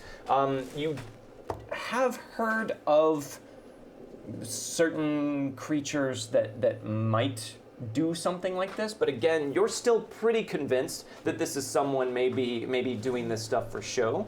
You're willing to allow that there's something supernatural. You've seen enough to know that it's best not to rule that out, but you haven't seen enough to make a connection necessarily yet. Okay. Meanwhile, you are out in the rain getting super wet with this guy as he's like, now, wrap that bit around the gate there. Right, okay, now put this padlock on. Good, okay. Now we're halfway through. So, is there anything that you can glean from any of this information with your background? Like I said, I still think it's a lot of just paranoia mixed with superstition, but, blood on the door, it's cultures, civilizations going back eons have, it's all, leaving a blood mark on the door. This is pertains to usually oncoming death. It does. There has to be somewhere where these two things meet and actually end in death for these people, because it seems to be working this way. And if it's happened anywhere, I don't know if it's just a person who is coming in and killing them. So What do you mean by that? I mean that I don't think someone is coming here and stabbing them, or else there would be evidence towards that. There's something else going on. Why else would we be here? I've found. Oh, Well, that sounds preposterous. You'll pardon me saying so, but I'm pretty sure there's only men who are going to be doing this. So. Have I worked with them before? These two? Have I No. worked with any of these guys before? No. Okay. You What are just you you were talking? briefed on all of them. You have their files. What are you talking about? You know what we're here for, don't you? People are dying. I assume that men are coming to kill them, as Marcon has deduced. It's probably someone looking for money. As usual, that's normally how these murders and things happen. They're just trying to frighten them with some superstitious mumbo jumbo. Okay. That's what you think. Yes. And is that what you think as well? That's where I'm leaning, yeah. All right. We did talk to the bartender, and the bartender said that the mortician may have some of the previous victims at his place of business. I would be very interested to look at that. Yes, it seems like that is somewhere we need to go, but we can't leave this man tonight. He clearly needs someone to stay with him, and it is our duty to do that, especially mine, because I'm very heroic. And I didn't announce say- it often. I didn't say that, Gert. We are all heroes. Big damn heroes. Yeah, I'm not really sure what else we can do tonight if we're going to stay here with this Mr. Daly, but we might as well get some good dinner since he offered. And keep thinking on it, and just keep your eyes peeled if you're not in here. If you notice anything. And oh my, we have unlocked another tier. Oh! And this one is called Legendary. Wait, what? 1, 2, 3, 4. Wait, what? Oh, I know what that says. 4. Lucas Osgood. You are now the proud owner of a legendary fate chip. Oh my goodness. Oh my goodness. Thank you very much, We all didn't of have you to in draw chat. for it. Yeah. We'd have to go through Thanks, like chat. 500 just to review, episodes of you drawing You it. can use that like a blue fate chip to add a d6 to any roll with an additional +2 when you do that, or you can use it to re-roll any type of roll. That can be a damage roll, that can be one of my rolls, that can be one of their rolls. You can re-roll anything with that. Reroll a run roll. Definitely use it for that. Awesome. That's Thank so you very cool. much, guys. That is I'm so sure he will cool. put that to good Thank you. use. Yeah. Yellow legendary. Ah, so cool. We do not get these often. So Yeah, that's these are- really We've cool. only ever Only had once- one. only once in a and it took campaign. us like half a season to get it. That's crazy. Well, us defeat to more get things. 2.5 seasons to get it. Oh, you're right. Oh, So my God. eventually you guys finish up outside, and he says, all right, that seems good. What do you think? Should we maybe put another lock on there? Are you joking? Well, I don't know. If you want to put another lock on there, you can do it yourself. We Well, got guests in your home and you to treat us like that. Well, I'm out of locks, so I guess it's all the same, and I'm getting drenched to the bone. What say we go inside and warm ourselves by the fire? Sounds fine to me. All right, and then maybe you can get started on making one of those doohickeys to keep the door locked. Here we go. Back inside. Keep up now. You're going to catch your death out here. Catch your death in there. So unpleasant. Yes. So I think, unless you guys have a different idea, that we will wait with this man Okay. for now. You guys had mentioned wanting to look through the house and Yep. make sure that he was alone there. You seem to have a burning question. Yes. Can I make a like a phosphorescent potion that I could like, if someone walked through it, it would track some sort of phosphorescence that we might be able to look at through my goggles or something? I mean, you do have knowledge chemistry, and you do have a portable chemistry set. So I feel like I have to say yes. You Okay. can do that. So you are wanting to do what kind of thing? You're wanting to throw together some sort of phosphorescent solution that would react with your goggles. Sure. So like you're laying it out so if someone walks through it, you'll be able to track their footsteps? Or? Basically, yeah. It would. So it's essentially something that I could use as a tracker to see if something got moved or people walk through it or something like that. So I can, if something happens, I can at least follow a trail or something like that. Okay. Yeah. Make a chemistry roll. At a D8. Yes, at your actual skill level that I meant to give you. Okay. Leveled up at mid-session. Yeah. Wow. Nice. Ace. Oh, That emote's That's getting a an lot of 8. use now. an 8. All right. So yeah, you are able to whip up such a solution. Where would you like to apply it? Well, if we keep Mr. Daly in a contained area, I can apply this to the entry points in this room so that if someone does come through, we may be able to track them after they killed Mr. Daly. And that'll stop them. Wait, what? What was that last bit? Don't mind that last bit. Well, how does that help? We will be able to catch them before, so we just How are you let going the to catch them before if he's putting it It's in here? actually quite genius. In case that we don't catch them before they kill you, after you're dead, we can follow them. Stock in vengeance, my friend. Well, vengeance is all well and good, but it doesn't help me if I'm dead. Mr. Daly, don't Yes. mind them. They can't help have a but mind bit of everyone's- a dark sense of humor sometimes, not very appropriate time. But agree. it's just a scientific speak, and they are working out how to make sure that you're safe tonight. It is not scientific speak. I would ask that you do not interrupt say, me. Excuse me. Do not interrupt me while I'm You work speaking. All right, so Lucas, you are a very unpleasant person. That is clear. And you are very self-important, also clear. But even you know that there is only so much wiggle room you have with the agency before one of them decides that you are more useful with the black bag over your head than you are giving them lip. Go on. I think that you have said enough for now. All right. That's fine. I'd like to teach you a phrase about catching some flies with honey, as opposed to, you. This is one thing that I agree with Mr. Braddock on. Yes, I'm unpleasant. That's fine. That's fine. I'm just trying to get to the bottom of this, and if we don't do it tonight, if this man perishes, there are ways to do it beyond Could we that. stop just casually mentioning my death around Yes, me? It's not setting a lot of I agree. of great behaviors and think thoughts in my mind. that we should not say that anymore and be a bit more conscious of what this man here is going through. All right, so we want to make sure that you stay in one place so that we can keep an eye on you tonight. Do you have a room that maybe only has, it's in the center of the house, maybe only has 1 or 2 entryways, as few as possible?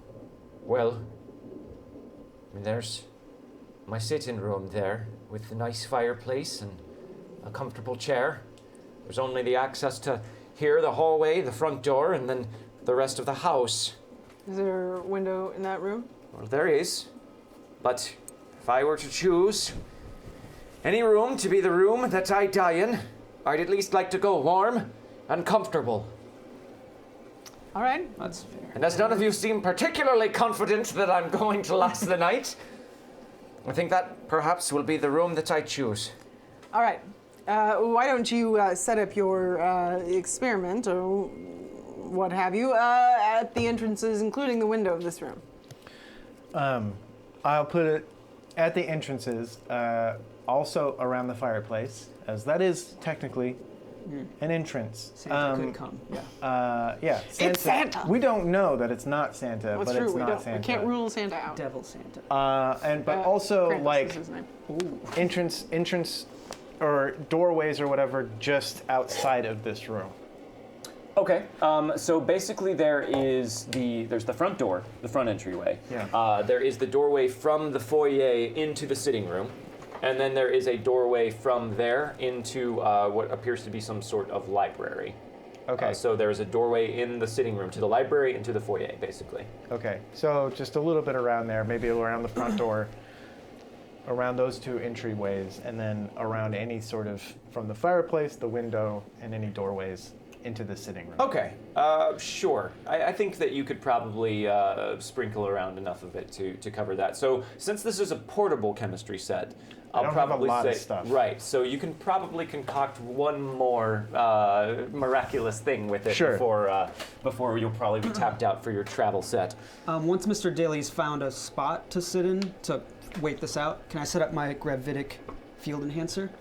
Yes, so your Nearby then? gravitic field enhancer is a portable device. This is not Right. something that you have to set up. Oh, it's not? It's a handheld thing where you can merely indicate the direction in which you would like to enhance the gravity field Oh, and okay. activate it in order to set up a localized high gravity area. Okay, then I'll stick real close to him Okay. in case someone comes in a way, and I'll just use that. Coincidentally, he is also sitting by a fire which he has stoked to a very nice and comforting heat level, so it's not the worst place to have to sit if you're sticking close to him, After being soaked stuck in as the you rain. are. Yeah, it does sound nice. I'll be like, oh, not too close, because if you get in here, then it will ruin everything.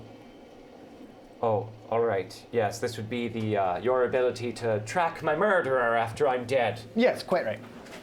Or if they're invisible, who knows?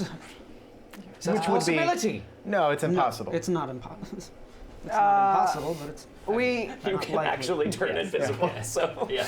No one. I'm sitting there just like, It's 100% impossible with today's science.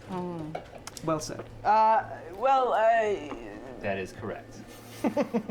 these folks here are very capable at making sure that you are safe. But if you don't mind, I would like to, maybe a few of us, to just take a look around your home and see if we can find anything that might give us some answers.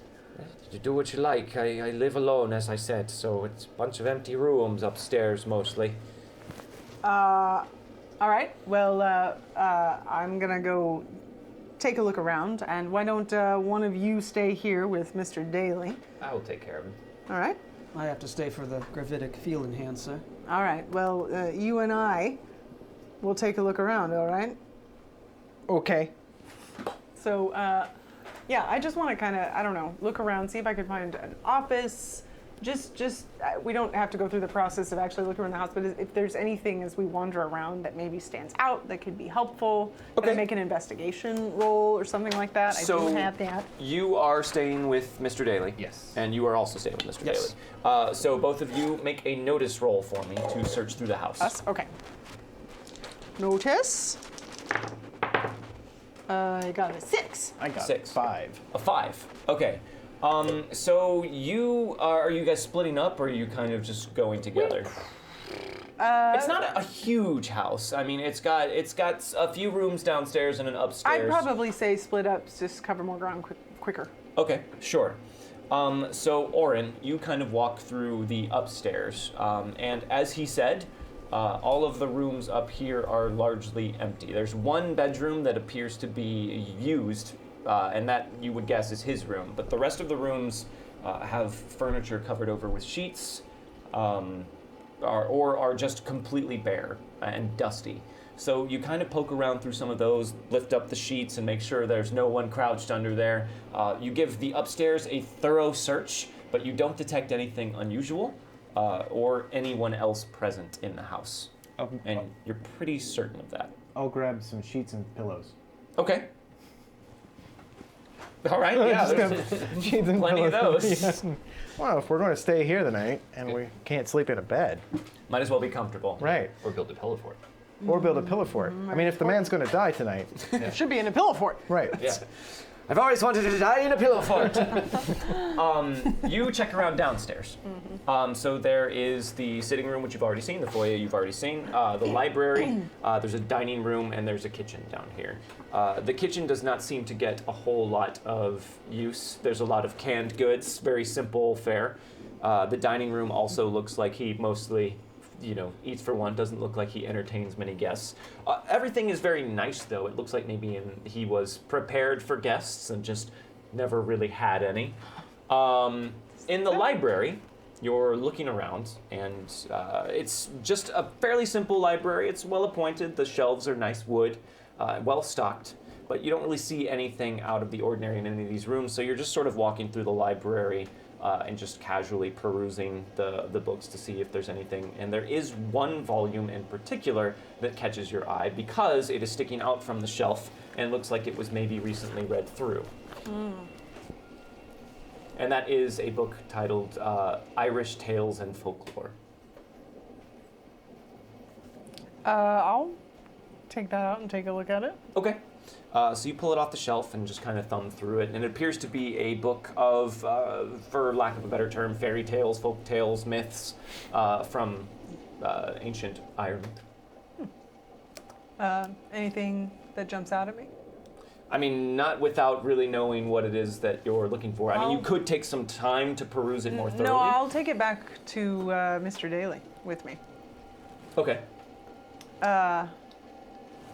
Mr. Daly, I see you have a book on Irish folklore here. Oh, yes, just a little bit of the old country that I bring with me. Well, I actually have some Irish heritage myself, but I didn't know a lot about it. So since we're just waiting, it'd be really interesting if maybe you could just share a little bit of what's in this book. Well, I'd love to regale you, but at this point, with my advanced age, I feel as though I've forgotten more than I remember. Well, there's this book right here for you that if You're you... welcome to read it, but I don't much care for engaging in story time at the moment. My mind is otherwise occupied, and besides, Mr. Braddock was about to teach me how to play poker. Exactly. We're gonna play a few rounds. Not like you take it with you, right? Yes, I suppose that's true. I should live my last night having a grand old time. So typically I play faro, but I hear good things about this game. Sounds fairly similar. Your lessons may continue, young sir. Here's a pillow. Did you take these from upstairs? Mm-hmm. Well, I guess you're thinking on your feet. Yeah, so I'll look through the book some. Okay, so he sits down and you start shuffling cards and dealing. You always keep a deck of cards on you.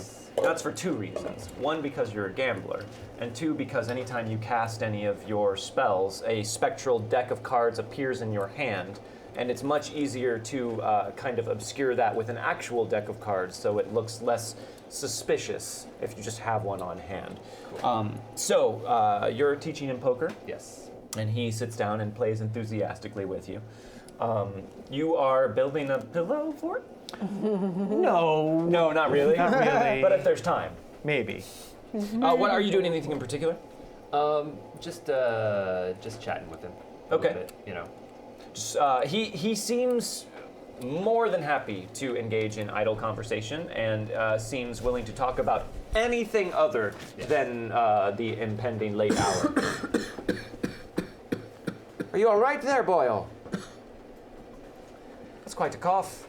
Oh, let's just say you are not the only one here trying to outrun death. I see. Well, that in mind, perhaps we should up the stakes.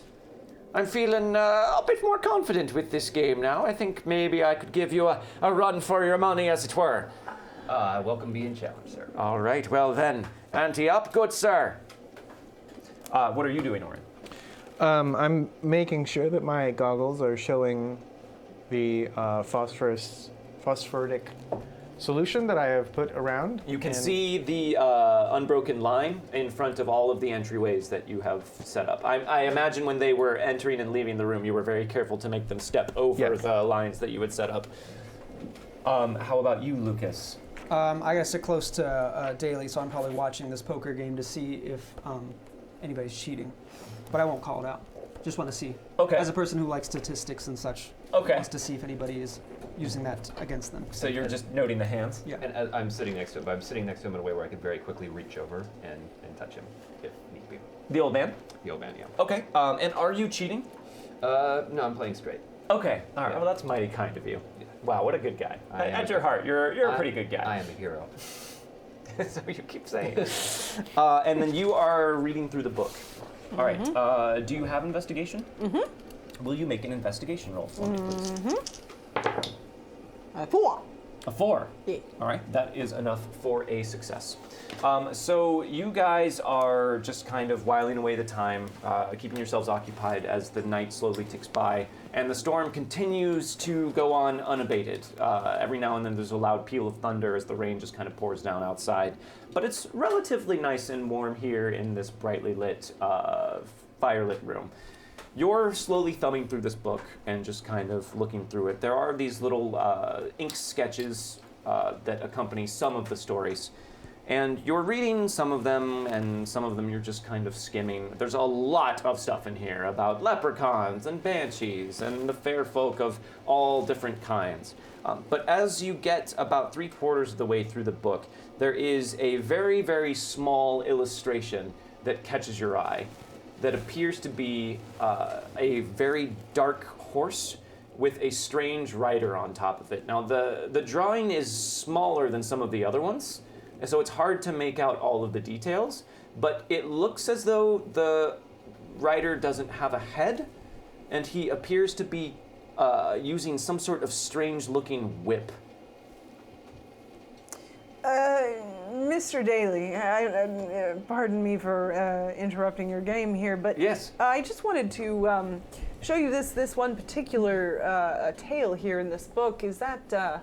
As I said, I am no expert, but I'll see what I can do for you. Well, do you remember that? Just take a look at that picture there. Huh. He kind of peers at it. I don't have my glasses. Well, it looks to be a carriage with a headless person on top using a whip. Now, wait a moment. That is something that seems familiar. Yes, I remember a story about something like that. That's what it was. That was the connection I was making. There was a story in here. Something my grandmother had told me growing up. Oh, what was the name of it? What was the name of it?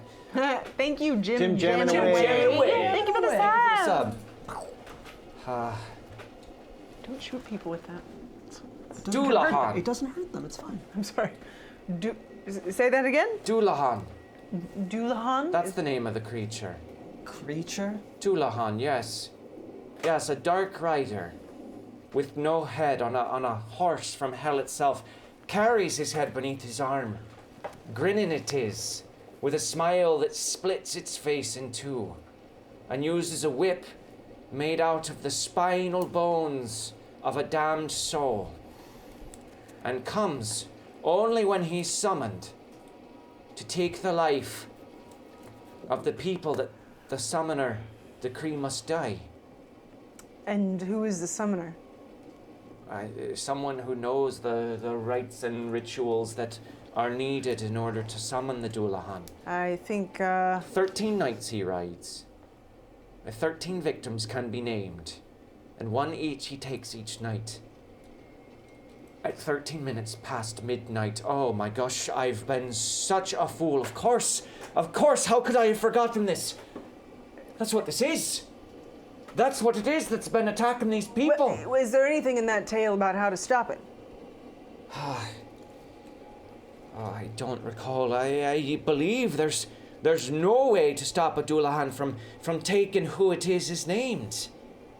Oh, that settles it. I'm damned for sure. That's what's coming for me tonight. Okay. Riding through this cursed storm. Mr. Daly, now there has to be that is a superstition. Now that doesn't mean that isn't something that could be happening, but it also doesn't mean there isn't a way to stop it.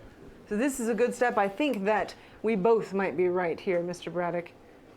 So you said that your foreman might be interested in taking your position. Well, perhaps if I were to die, yes. Who else he is would. it that has died? It's been Irish folk, I know, but anyone That's particular? all I know. No one that I was close to or knew particularly well. One or two of the men that worked out at the quarry, but other than that, it's been, I believe, a couple of farmers and maybe a shop owner. I didn't know the folks well. I keep to myself. Do you know how many have died so far? 10. I see. One for each night that this has been occurring. Do you know if the foreman ran afoul of any of these folks? I can't say for certain. The foreman is, he's a hard fella, but he's a hard-working fella, and that's why I put my trust in him. And I ain't the most pleasant individual, but, I can't say as, maybe other than a couple of the workers at the quarry, I wouldn't know of any connection between him and the other deceased. But that doesn't mean there isn't one. Why, you suspect that Mr. Eager is the person who summoned the Dullahan. Well, we are not sure, but it does seem like maybe a person has summoned this creature, if that is what it is. So you believe me? Or they're creating just a simple hoax, trying to spook you. Yes, it could go either way, but I have run into many strange things in my life, so I am not one to dismiss anything outright. Miss Rigdon, a moment. We'll be right back, yes. Of course. Now, Let's just get back. Sure, and he tries, but he seems very first, distracted. I would like to apologize for earlier. I spoke out of turn. I was a little overconfident. I apologize. That is my fault.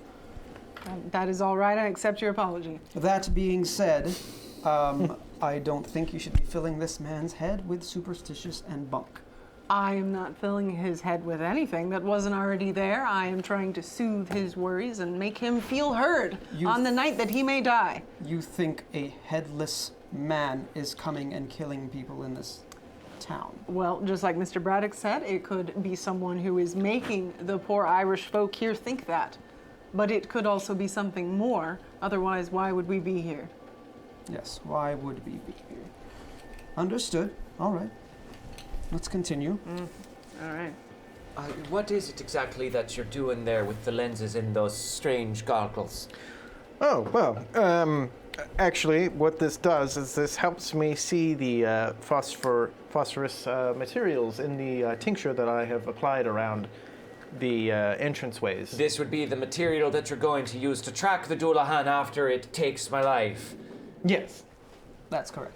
Also, I I'd have set you up to say a kind thing there for a moment, but I see which way the wind is blowing. They are very focused on their work. They don't mean any harm by No, it. we are here to protect you. If an assailant walks through these doors, I will be able to stop it with this device. That's so. Dullahan. Yes. How does he kill his victims? Well, let's see. It sounds an awful lot like a fairy tale I've heard about Sleepy Hollow, Headless Horseman. Oh. He takes the heads of his victims. Oh, see, yes. Great. No, I'm familiar with that story by an American author, I believe.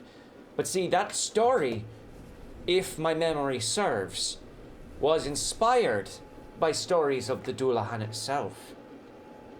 Now, yes, how was it? He doesn't just have the whip. No, the Dullahan carries a scythe, a very particular scythe, that he uses to reap the very soul from within an individual, dropping them immediately into a torpid state, where eventually, when his work is done, he takes the soul with him, and with it their life. Well, that is all very fanciful speech. But I believe what is happening is someone has hired a contract killer to come and try and attempt to take your life. These are just mythological nothings that have been used to frighten you and keep you in a place that they can find you and take your life. I don't Why would believe... anyone want to take my life? You all seem convinced that Mr. Eager would want to take my life, but as I said, he's just the foreman. Yes, the operations would fall to him for a time until the bank and my business partners back east would install someone in my place. It doesn't make sense. Thank you. Pecos Bill! Oh my God. Pecos Bill. Lead speak, Pecos Bill. Thank you very much for the sub. He stands to gain nothing more than some short-term measure of control.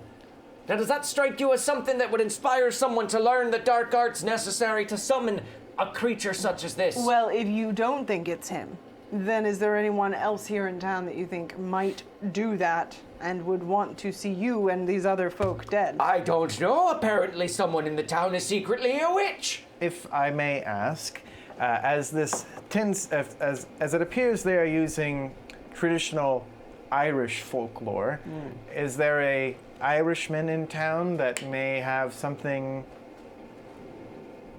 against you? As I said, I can be a hard man myself. I probably have just as many people in town who'd rather be rid of me than want to spend any time around me, but I don't think I know anyone who'd want to have me killed. What do you know of the other 10 individuals who were murdered? I don't know anything. I didn't know them. A couple of them worked for me. I told you this already. Yes, it doesn't seem like there's much more information that we can get from you here. What time is it? I'm sorry. I think It's getting late. It's a little past 11 o'clock at this point. And very quickly, Jim Jammin' Away would like to give a piece of cursed Spanish gold to Oren. Oh, thank you, Jim Jammin' Away. Thank I'll you. do my Jim Jammin' Away dance again. There we go. Oh, there it is. And it's done. Wow, Where's that's a rare the away sight. part? Later. It's when it's done. Oh, okay, okay. It goes away. All right. Jim Jammin? Oh, I get wait. it now. I get it. Now perhaps we should just stop just badgering me with all these questions, and if you are convinced that it is I'm going to die this night, then maybe I should just have the right to do so in peace. Yes, your assailant should be here in short of an hour. Well, if that is what you want us to leave, but I will not. No, I'm sorry. No, you seem suddenly very recalcitrant. I didn't exactly want you to leave. I just want you to stop shouting at me. Yes, I agree. We should all stop shouting at this poor man. All we can do is stay here and prepare as best we can to fight this thing or this person when they come. Well, you've more confidence than I. If the stories are true, there's no way to stop the Dullahan. At least I think that's true. So, Will you make a knowledge occult roll for me?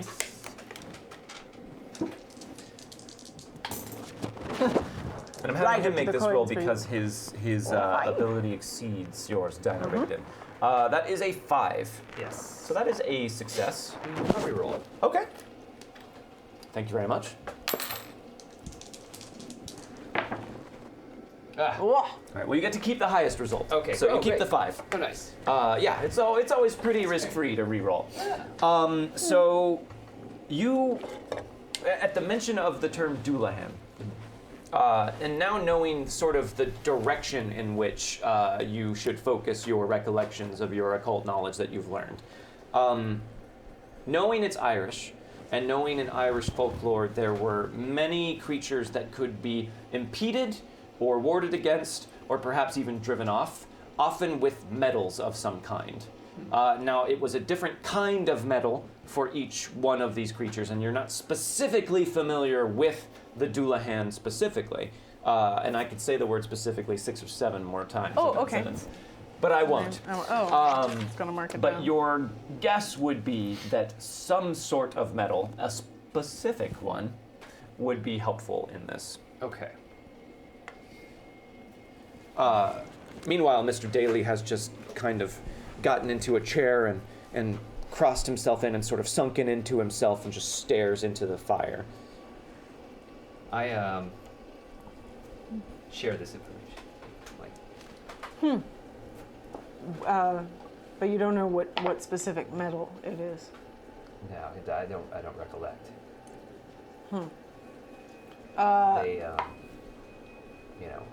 Gold always seems to be a safe bet. That's true. Gold can be good. Gold is a harder one to come by. I feel like I've also heard iron being one that can be good, but that's something specific. Is there anything as far as, I guess, let me ask this question. Okay. With the information that he got, Yes. would that spark anything for me, like further? You guys were already having quite a nice conversation without having to make any rolls. Yes, all of those materials that you listed, gold and iron, are both things Yes. that have popped up in mythology like that. Especially for Megan has some knowledge. I don't know. I would Okay. say in this particular instance, it makes sense that Dino Rigdon would have that knowledge as well. I do know that specifically with Celtic or Irish folklore with Fae, that iron is often something that they don't like. So this being an Irish, I'm not sure if it would be Fae, but Irish, maybe that would be something. Everyone make a notice roll for me. 7. 9. Snake eyes. Oh! No. Snake eyes? Yeah. Oh, you're gonna reroll? You can't reroll snake eyes I'm with gonna a have piece to of cursed use Spanish gold. Legend share. Or get something That in one your dwarf, thank you very much. Thank you very much for the sub. Thank you. Sub. I rolled a 4. A 4, 9. 9, Just 2. a 2, but not a critical failure. Not a I don't have to critical. have anything weird go into your eye. My glasses broke. A what? 7. A 7. 7, 4, 9. 9, and 2. And really quickly, Pecos Bill would like to give a piece of cursed Spanish gold to Dino Rigdon. Oh, thank you very much. You are kind of distracted by everything that's going on, and you're trying to rack your brain to see if you can remember what exactly it is that you heard. And you are also thinking with him, because you got a 7, which is just a success, but you got a success with a raise, Orin. So in the distance outside, underneath the sound of the storm, you hear the baying of hounds. Huh. Mr. Daly, are there What is it? dogs that are kept near? Canines of any sort? Wolves, perhaps? Imagine some of the folks in town have dogs. Thunder Cabbage. Thank you for the resub. Why, Hang on to your cart, though. Best name. why do you ask? Well, I would assume because of the storm, that the animals would be upset. But yes, I'm just hearing some baying of hounds from the outside. Do you all hear that? I don't hear anything. Don't hear anything. As you say that, the clock on the mantle begins to chime the midnight hour. So will all of you make another notice roll for me? Ace! 9. 6. 9. Okay, 9, 4. 4, 4. and 6. All right. So anyone who got a 7 or less, you guys do now hear the baying of hounds from outside. It sounds like something that would put you in mind of a hunt that was happening. But you were the only one who got above an 8? Yes, I got a 9. Okay. You hear from outside, in addition to that, very faintly what sounds like chain falling to the ground. And all of a sudden, the fire starts to die down a bit in the hearth, and the shadows in the house start to intensify. The darkness gets much darker around all of you. I think you all better prepare yourselves. What's happening here? Hold on. Hold on. I can feel it. It's coming. All right. You just, you stay within sight. You don't understand, Miss Rigdon. No door can hold the Dullahan. No lock can stand against it. And as he says Oh, that... thank you for the 5. Thank you very much. Thank you. Thank you very much. You all can hear from the foyer the unmistakable sound of one of the latches just slowly turning of its own accord. And you all whip your heads around and look at the door. And as you're looking at it, you can just see one by one all of the latches on the door just open, one at a time, in sequence, until the door is completely unlocked. And he says, see where it comes. Yes. You just stay behind us. What metal is my knife made out of? Steel? Steel. Steel, What known metal to stop. Would you prefer Is the poker pyrite? is the fireplace poker made out of? I don't know. Well, they're often iron. It's right? probably iron. Yeah, I wanna go grab that. You go and grab the fireplace poker. Well, I think that this might be iron. Do you have any gold in this house? What? quickly. I believe there's some candlesticks up on the mantle that were a gift. Miss Rigdon, I don't think we Will need you strange... go get some gold candlesticks for me? don't- Right? As you guys are saying that, the door suddenly bursts open, and a quartet of the strangest looking dogs you have ever seen come bounding into the front foyer. Now these look like some sort of hunting dog, or they look like they once were some sort of hunting dog, but there are patches of fur missing from them and bits of their skull that is showing through, and inside of their mouths there is some sort of flickering light that burns out. I need all of you to make a guts roll for me, please. Great. Guts roll. And this is going to be at a -4. Oh, good. So everyone has 2 points of grit though, so that's going to up your guts roll a little bit. So all day it's going to be at a -2. Double ace for you! That's a critical failure. Did you get No. I got a critical failure. But No, it was a okay, it was a 1. Yeah, okay. it was a So you're 1. re-rolling? Sorry, it was a No 1. problem. But you get a +2 because of your Seven. grit, Yes. minus the 4. Minus Well- 4. So I gotta reroll mine. Okay. I'm gonna re-roll this one now Okay. because So I all you got need it. is a 4 to succeed. That's a critical failure. I'm gonna reroll. Oh my Oh, god! that goes There to goes me. your last Oh, fate sorry, check. Thank you. Or just take it. It's a one-off. Great. How bad could it be? I'll fail if you fail. 4, 8. Fail buddies? An 8. But mine's a critical fail. 7 minus Fail 4. buddies? 3. It's not a fail by Okay, so me. that's a failure. Yes. You have more cursed Spanish gold. There's also table cursed Spanish gold. I don't know what to do. I'll use one of those. Oh yeah. Yeah. I'll spend another. Okay, so you're each gonna spend a piece of table cursed Spanish gold? I'll Sure. spend. Yeah, let's spend table. Let's do it. I'm sorry.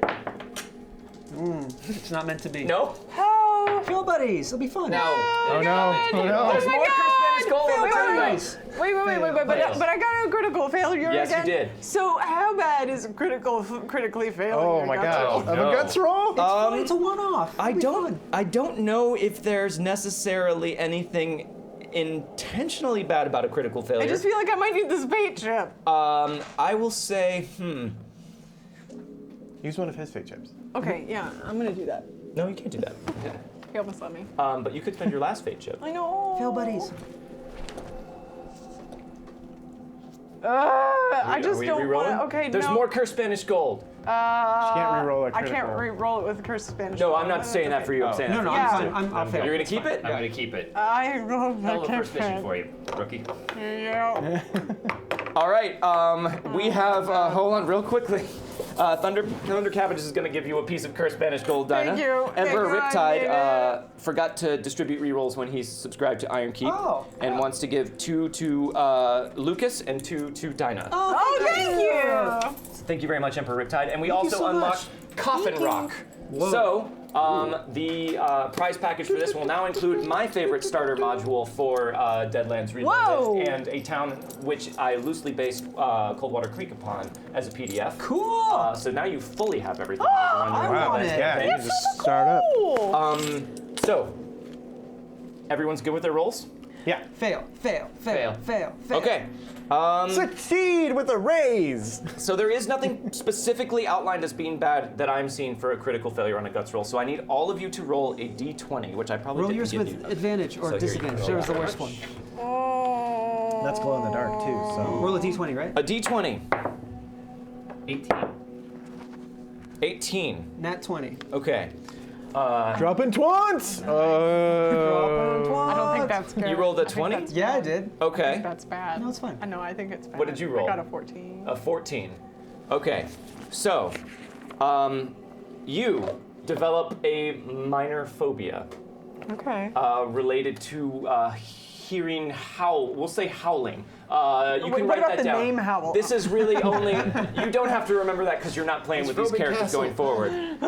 You develop a major phobia of dogs. Oh my But goodness. again, you don't have to write that down because you guys may not survive the night. You are just so close to having a heart attack, but not quite there. Okay. You instead that was are bad. shaken, Okay. and you develop a mark of fear.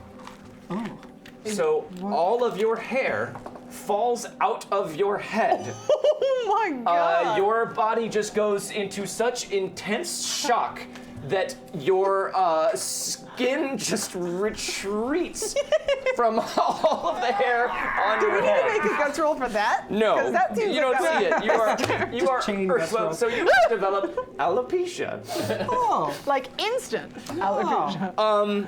and you are shaken. You guys change are up not your shaken. character? Yeah, you're not shaken, and you're fine. Yeah. Doggies. But these doggies do not look like This they makes want to sense play. for you. You're like, oh, whatever. They're sick. And these doggies are here because we unlocked the Hounds of Hell. So let's draw some initiative cards. Great. Oh my goodness. For Orin, a 10 of clubs. Great. For you, Marcone, a 5 of spades. Now let me just make sure I didn't give you anything that's going to modify that. No, you're fine. Okay. I got modified. I got You've level-headed, right? 3. Improve level-headed. Okay. So you get those 3, and you get to pick which one you want. Queen 4 or Do you have king. quick? Lucas Osgood will take no card lower than a 6. Right. How about a king of clubs? I will take that. I will take this king. All right. And then for the cool. dogs, These are cool. a 3 of spades. This is. Oh, I killed a And dragon. then for the dogs master, Oh, I'm the guy. I got the head. a jack of I'm the clubs. killer. All right. So you are up first, Dinah. Okay. All right. So these dogs have burst through into the foyer, and they are all eyeing you and growling and rearing down low like they're getting ready to spring. Okay. Okay. I have my. Okay. So I'm holding the poker in one hand, right? Yep. And I can pull my Gatling pistol with my other. Yes. So. But you don't have quick draw, right? So drawing is going to be an action. Yeah, okay. But I will take 2 actions anyway. Okay. And I will fire at the first dog. Okay. So that puts me at a -2. You'd actually be at a -4 because you Oh, can right, only 'cause fire it's full a- auto with a Gatling pistol. Right. So -4, and then I'm real quick. I'm rolling shooting. Yes. That's a. And you're gonna roll 2 shooting dice and your wild die, and you're gonna keep the 2 best numbers. Whoa. Put What is the that other from? die on the table. What are you looking for? My other die that I never got out. Get my other D8. Come here. Okay. So I'm rolling both of these. Yes. -4 for both. Yes. Oh. So that is a 3, a 2, and a 1. That is a horrendous attack roll. Bold body. Bold body. Thank you body. very much for Thank the you. sub. I just rolled really horribly. So I'm gonna re-roll it. All right, with Curse Banished Gold, go for it. Yes. Oh, how much gold do you have back there? A lot. Can you hear the clinking? Yeah. There's an ace on the D8. Okay, so that puts that at a 6. And you only need a 4 in order to strike something with a ranged attack. So that 1 bullet will strike home. That's actually 2 bullets that are fired in that direction because your Gatling 2 pistol bullets. just So- starts to rotate and spit out bullets. Am I rolling this You're just rolling damage once. just once? Mm-hmm. 6 damage. 6 damage. All right. So you just, in a panic, you draw your Gatling pistol and just fire off a spray at the lead dog. And you are able to just fire some bullets in front of it that make it jump back. And it seems to be regarding you much more warily now. It is shaken. Yeah. How many bullets do I have? Enough. Okay. All right. Are you going to move? I mean, where are they in relation to me? There or out in the foyer, you are in the sitting room. No. Okay, hand in your card. All right, next up is Lucas. Okay, I'm going to move forward, and I want to use my gravitic field enhancer. Okay. So the range on this is my smarts, so that is a D10. That is plenty of room. That's Great. That's going to be 50 feet, so you can easily catch them in the range. And is this like you said? It was a cone. It's not a cone. I believe it's a medium burst template, which is enough to catch all 4 of these things that are crowded Great. in the front entryway. Okay, so it is versus their agility. Okay, so you're going to activate that by making Yes. a weird science roll. Oh, okay, cool. Which is a Tyler? D10. Jordan's at the door. Okay, and legend chip I can reroll but get a +2. Is that what it is? It's like using a blue chip to add a d6 with an additional +2 added to it. Just want to know in case Yep. I need to use it. Okay, so that is a 7. 7 is enough to activate it. It's not a successful raise. I kind of. So want you are going to slow. If you can get a raise, you Yeah. can fully restrain. That's them. what I want to try to do. Okay. And I got enough gold over here to try it. Go for it. That's worse. One more. Now this is going to be a raise in relation to what they roll to resist it. Oh, I see. Yeah. So I should get even higher than I actually want. Okay, if I use a legend chip now, Yes. will it do it to my highest number so far? Yes. They'll add the d6 to that? Yes. What was your highest number so far? It was a 7. It was right? a 7. Okay. So you're trying to hit all of them, right? Yes. So you have to spend 4 4 power power points. points to do Yes. that. Okay. So spend Legend the legend fate chip and add Woo! a d6 Lock plus down 2. these dogs. So it's a 7 so far. Put that back in the hat, because then I'll forget. Ace! An ace, so you get to roll it Yes! again. Yeah, legend! So 9. So you're adding an 11 to that, so it's an 18 total on your roll. Okay, so they have to make an agility roll, and it's all of them doing it together, so I'm going to give them a wild die for this. That is a 1 and a 5. I have so much Curse Banished Gold, I have to spend at least 1. Yeah, he has a billion back there. Now it belongs to him. Sorry. You threw it I- at Zeke. He gets it. We'll do it in a second. I was shaken also. I have to shake it off first. Oh, Obviously. yes, do that first. I'll just roll real quick. This is vigor, right? Vigor to unshake. Yeah. Yeah, I forgot about that. Yeah, sorry. 4. You're good. Great. All right. Cool. Just so that want was to an make ace sure. on the d6. That's a 10. Wait, you aced? I did. He aced. Yeah. I don't think I'm gonna be able to beat at 18 with that. So Nah. Legend yeah. shit, baby. So you activate your gravitic cool. enhancer, and got this. you can all see time seems to distort in the foyer as the gravity just starts to increase, and you can tell that because everything in the foyer starts to bend towards the middle where the dogs are congregating, and the ground starts to just shake and crack beneath them, and they just kind of get pulled down to the ground and are my. just rendered immobile and are yelping and crying out from down there, but they cannot move at all. pretty Lucas good. Osgood has this. Now you get them. I will do that. Thank you very much, Lucas Osgood. Turn in your card, Lucas Osgood. Okie dokie. All right, up next is the master of the dogs. So, unbeknownst to everyone else, since you guys are currently occupied with the immobilized dogs, something begins to walk up the walkway to the front door. And that is all that happens this turn. Next up, Oren. Okay. Oh, doggies. Well, I don't like to hurt animals necessarily, but sometimes I must. You can actually see the weight of this gravity is starting to crack their exposed and rotting skulls, and one of their eyeballs just starts to like fall out of the face under the. It just sort of pops out like a cork. These dogs are not well, Oren. But it doesn't seem to care, and that's what is upsetting about it.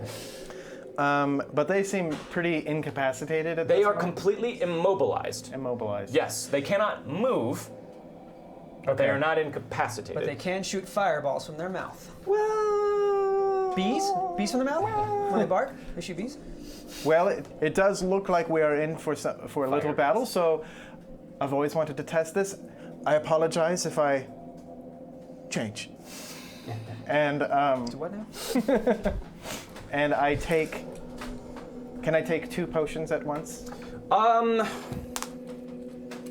Ordinarily, no, because that okay. would be like activating 2 powers in Yeah. the same turn. But if you spend a fate chip, I'll let you do it. And it would be at a -2 to each to activating each potion. Do it. Or you can just take 1 this turn, with no penalty. I'll take 1 this turn. Okay. Yeah. All right. So you pull out one of your elixirs and Yes. pop the cork. Which one Yes. are you going to take? I am taking the pugilistic potion. The pugilistic potion to enhance your fighting ability. Yes. All right. So make a weird science roll as you down this potion, and let's hope that you brewed it correctly. It's a 5. 5 Yeah. is a success. Great. So as you swallow the potion, you feel this this athletic prowess start to just flow through your body, and you feel quicker. Your reflexes seem enhanced, and you just instinctively know that you are ready to tussle. So your fighting die has increased by 1. Great.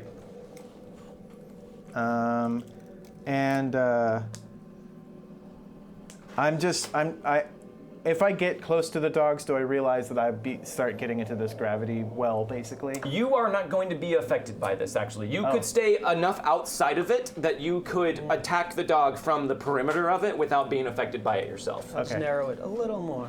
Okay. Yeah, he can modulate it to allow you to do that, You can go punch which a is a dog. fancy way of Yeah. saying that it won't affect you. Yeah, I'm going to go up. I'm sorry, but this is for science. Punch a dog. All right, now you are starting to feel a mental change as well as you Yes. take this potion, so be Yes. aware of that. Yes. Make a fighting roll. So technically you would have been at a -2 since you're taking a I took second the- action. Right. Did you take a -2 for your weird science roll? Oh no. Oh, that was a so 5. Yeah, that was a 5, so it would be a 3. You can spend a Reroll. piece of cursed Spanish gold to re-roll your mad science if you want to try and punch in the same round. You know what? No. I will hang back. I will not punch a dog. All right, sounds like a plan. But what I will do is I will take this and then I'll go, oh, no, not again, and I will deliberately mess up my hair, Oh no! and then just go like, oh God, what is happening to me? Even though nothing is. Even though nothing is. Okay, hand in your card. All right. I believe you are up next, Marcone. Yes. Now these dogs, you suddenly feel very, very frightened of them. Yes. So as you are in the presence of these dogs, and you have a major phobia that you developed, you are going to be at a -2 to any actions regarding the dogs. Okay. my. Can I grab Daly and run out of there? Run out of the house. No, run out of the or Like further into the house, like back further to the into the house, library? yeah, back to the library. Absolutely, yeah. You can grab him, and he is comatose, like he's just completely taken off, like he's retreated in himself. So you can grab him and pull him back into the library Okay, easily. cool. I do that. Is there anything else you want to do? Actually, It's fine if you don't. It's a good plan to get him to a safe place. yeah, I'm gonna just get him to the safe. I'm too afraid to think beyond just get Sure. away, and so yeah. That makes sense. All right, so you grab Daly and you pull him with you into the library, which is darker than the firelit room, but it is far away from the dogs, and that's all that matters right now. Right. So hand in your card. Got it. All right, the dogs. They get a chance to resist this now, so they are going to make a strength roll to try and just break out of this field. Okay. So, They have -2 pace, agility, and strength. no, that's only if you, on a raise, they're completely immobilized with those penalties, not to their pace, because they can't move at all. So -2 to strength for sure. Oh. Okay. 3 of them are going to try and do that.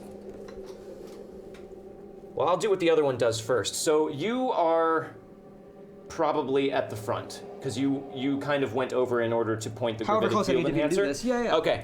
So one of the dogs that is closest to you, from its position on the ground, it opens its mouth, and you can see that fire start to intensify inside of it. Was I right? And you were right. About what? I was gonna shoot fireballs It out of their makes this mouth. horrible Oh my retching God. sound, and this gout of flame comes rushing out of its mouth and shoots Oh my right at you. God. So, let me Great. see if they can do Good. that. Great.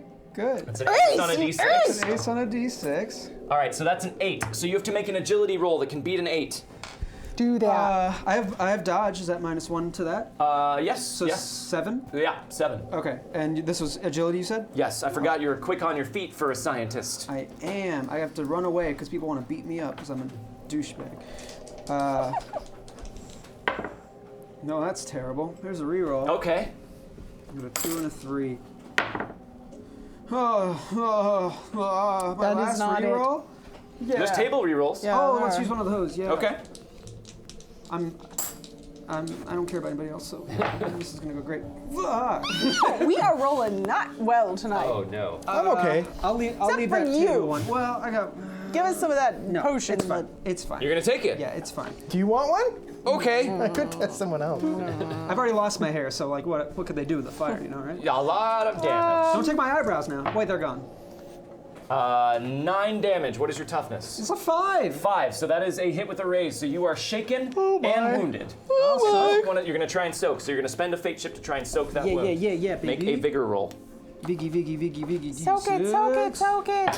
So that's another thing you can I got do a with fate 4. chips. Cool. A 4.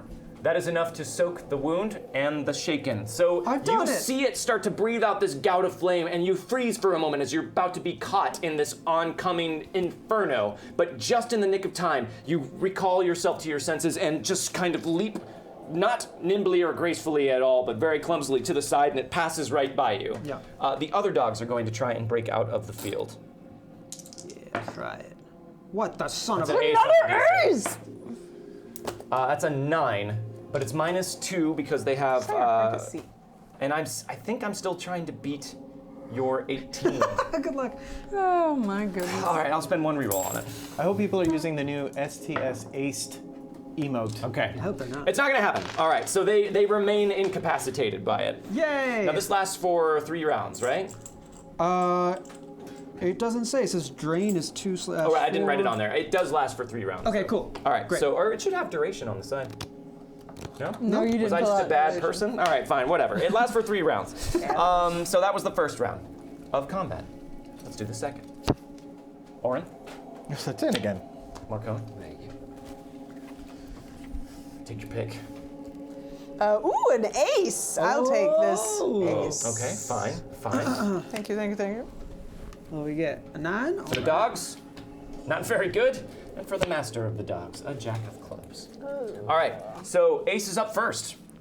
Okay. These dogs are immobilized. Marcone has taken Daly and run with him into the library. And he is freaking out after taking one of his potions. Oh God, stay away But from now me! you've seen them breathe fire, and you know that's something they can do. Okay, so there are 4 dogs, right? Yes. and they're on the floor. Are they all like facing one way? Or they're all facing a bunch of different ways? Like They're all facing us, I assume. where are their mouths? They are facing. All of their mouths are facing that in your direction. One of them though is shaken. We which don't know about them. I should have done so. I'll spend Their a fate chip to master. get rid Right? of that. Not yet. Okay. Well, what I want to try to figure out how to do is to go over and try to stab one of them with the poker, with the. You can do that. It's going to be an improvised weapon, so you're Right. going to be at a -1 to attacking with it. It is Okay. meant to poke fires, not stab dogs. Well, They got today- fires in their mouth. Yeah, Poke I that am poking fire. Okay. Still though. Don't use my turn of phrase against it. I mean, why not? I want to try to. I mean, I don't really know the space that we're in, but I want to try to, like, avoid mouths as much as possible. You and definitely try- can. I'm They're kind standing. of arrayed like a fan, so if you go for the one that's pointing most directly at you, the other ones, if they're still immobilized, wouldn't be able to get around to Okay. spew fire I don't at want you. to take the poker, and I want to like aim for where I think their heart is going to be, and just like right down. Okay, make a fighting roll at a -1. Okay, fighting. Did you have to Wait, is it a stab my cold shot? table? Are you actually like trying to hit them in the heart, or was that just for Well, flavor? if it's a cold shot, what does that do It's a to me? -5 total, I mean, isn't it? to get them in the Okay. heart, it would be a I just want -4. to hit them. It's Okay. flavor. Okay, yeah. Okay. So just -1. We were doing it last night, so I just wanted to make sure. That's bad. 3 and a 2. Here, have All right. more of that. I will. Pile. Roll like Dom. Yeah. Okay. 6 -1 is a I got a 5. There we go. Yeah. I Do you want to roll stick like with a 5? Gotta get their parry. Right. No. Oh. Come on, give me a higher number. Yes, an ace. So take it. That's not. That's an 8. It's a 7. That's higher. That's higher than a 5. All right, fine. Yeah. Their parry was a 5. Roll damage. What do I do? With a fireplace poker, you don't know. Strength plus D6, we'll say, with a heavy iron poker. Is this right? Ooh, 9. 9. Yeah. 9.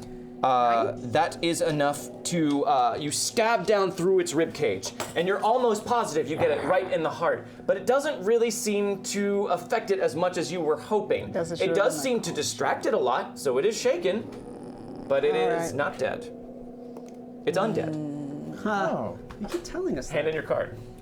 Buy card. I couldn't tell with the skull shape. With skull. Yeah, and the eyes Yeah. popping out and whatnot. No such thing as My Something dogs do that all the time. walks through the front doorway. And at first glance, it appears to be a man, but then you look over and see that on top of his dark cloaked shoulders is an empty space, and beneath his arm is a face the color of moldy cheese, lumpy and misshapen, with a rictus grin that splits it in half, and Jordan. wide, unblinking eyes that are just taking in the room and rolling wildly. And it is holding what appears to be a spinal column in its hand. Will you three make a guts roll for me, please? You're not there to see this, Why? unfortunately, so you're fine. But why? This is also going to be at a -4. So -2 all told. Ace. There you go. You need that. So 6. 5 minus -2? 4. No, -1 because I have agent. Oh yes, right.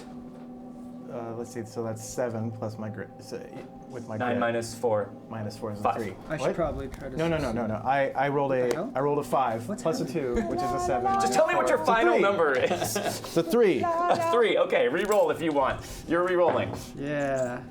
That's a fail. Okay. You're not doing so good, Lucas. No. I mean, I locked down 4 dogs. I think that's You pretty did. good. So, Bold Bonnie would like to give their piece of cursed Spanish gold to Dinah. Thank you, Bo Bunny. thank you, Bolani. Spending a fate chip to re-roll. All right. Oh my. Dang it. Looks like you guys are failing this. Yeah. Yep. Yeah, I'm gonna fail it. There is one piece of table cursed Spanish gold remaining. No. I'm going to take this one because I didn't. Roll a take it last d20, guys. Time for that heart attack, baby. Nope. 2. 2. The sight of this completely overwhelms your senses. First these undead dogs, now this figure that seems to walk straight out of a nightmare, and your brain just kind of shuts down and you go into full fight or flight mode. You are having an adrenaline surge. You're going to add a next +2 to your next trait and damage roll. Wait, this is good. This is Yeah, good. that is a good one. You rolled a 14. you are suddenly stricken with a minor phobia of the human skeletal system. Oh, for a scientist! Well, I'm a chemist. Yep. So You want to get off Mr. Bones a while? You're gonna have a hard time looking at a skeleton, fake or otherwise, without seeing this thing lashing a spinal column about in the air and its grinning face. Okay. So don't worry about writing that down. That's not Yeah. going to affect you, but I it's just for funsies. 'Cause you'll Cool. be dead soon. All right. It walks in the door. Jesus, Does he get spinal caught up column. into this? What? Does he get caught up into this ray? No. It just walks right around it What and the- starts heading right for Miss Rigdon, who is right there. And it rears back with its bone whip and just kind of lashes out at you. Okay. So it is going to make a fighting roll with this whip. Doesn't care about its dogs. That's cool. The dogs it can take. Not a good master. What is your parry? 6. 6. All right, so that is a hit. It is going to roll damage, which is. There we go. Am I holding it? We're looking at. Oh, Yeah, there it is. I haven't been doing this. It might have 9 damage. Have affected you. 9. What's your toughness? 9, 5. 5. Okay, so that's a hit with a raise. That's going to be a shaken and wounded for you, unless you soak. I'll try to soak. All right, spend your last fate chip and make a vigor roll. Vigor. Aced it. 7. That's a success. All right, so it lashes out with the spinal column and it snaps like a whip right in front of your face, but you pinwheel back and just out of range, you feel it pass within inches of your I nose. matrix it. And the face just continues to just stare all about the room, its eyes going crazy. Oh my goodness. All right, up next, He's a 10. Orin. Okay. I come up from my reverie or whatever was going on. Okay. And I go, abilities enhanced. I'm a monster. Don't look at me. And I run for this thing and I throw a couple punches his way. Okay, do you have two-fisted? What did the agency saddle me I with? do have two-fisted, yes. Okay, then you can make one attack for free and one at a -2. Great. And my fighting's a 10 now. One monster against another. Yes. That's an 8. An 8 beats its parry. Great. Roll damage. So that's one hit. Okay. And this is just strength plus Strength D4? plus whatever it says on your sheet. Did I give you martial artist? Unarmed strike on there as an attack. No, I don't have any of It's that. just strength then. Just strength. Okay. Yep. You are also an improvised fighter, though, meaning you are you If I get had no a- penalty for just taking I'll take this chair. Right, yeah. Wait, this is just damage. Just so- damage, just strength. And then I add a wild die to that. Right? Nope, Nope. not to damage. Okay, okay. Nice try though. Gotta ask. You gotta ask. That's a 6. 6 damage is not enough to do it. You come up and just punch it right in the chest, and you feel like it just sort of give, like something soggy and wet, and your hand just kind of comes back out, and it doesn't even seem to register. You make your other attack at a -2. That's a 9 -2 7. is a 7, which is enough to hit. Roll damage. Fancy. 6. Yep. And you try and strike it in the side. And as you do, the head just sort of opens its mouth and tries to snap at your hand, and you pull back some of your force in order to not end up with your fingers missing. And you don't strike with as much force as you wanted to. Hand in your card, Orin. You do have another potion that might help you with Yep. this. All right. Next up, Lucas. Can I set this down and still be okay, or do I have to turn Yeah, this? you have turned on the field, Oh, so it okay. will persist. Great, perfect. I will use For my... one more round now, because this is it was one round, this is the second round. Yes, of attack. correct. I will take the ball lightning localizer off my back. Okay. And aim it at this man. Okay, so that's not quite how the ball lightning localizer works. Cool. In the small foyer, you would be aiming it at the man and the dogs and Orin and Dinah. Also cool. I mean, fight or flight. Yeah, I'm doing it. All right, okay. no. So make a weird science roll to activate your ball lightning localizer. Okay. So you take this weird looking rifle type thing off your back and you flip a knob and it starts to make this whirring electronic sound as a light panel just blinks up, and then you fire.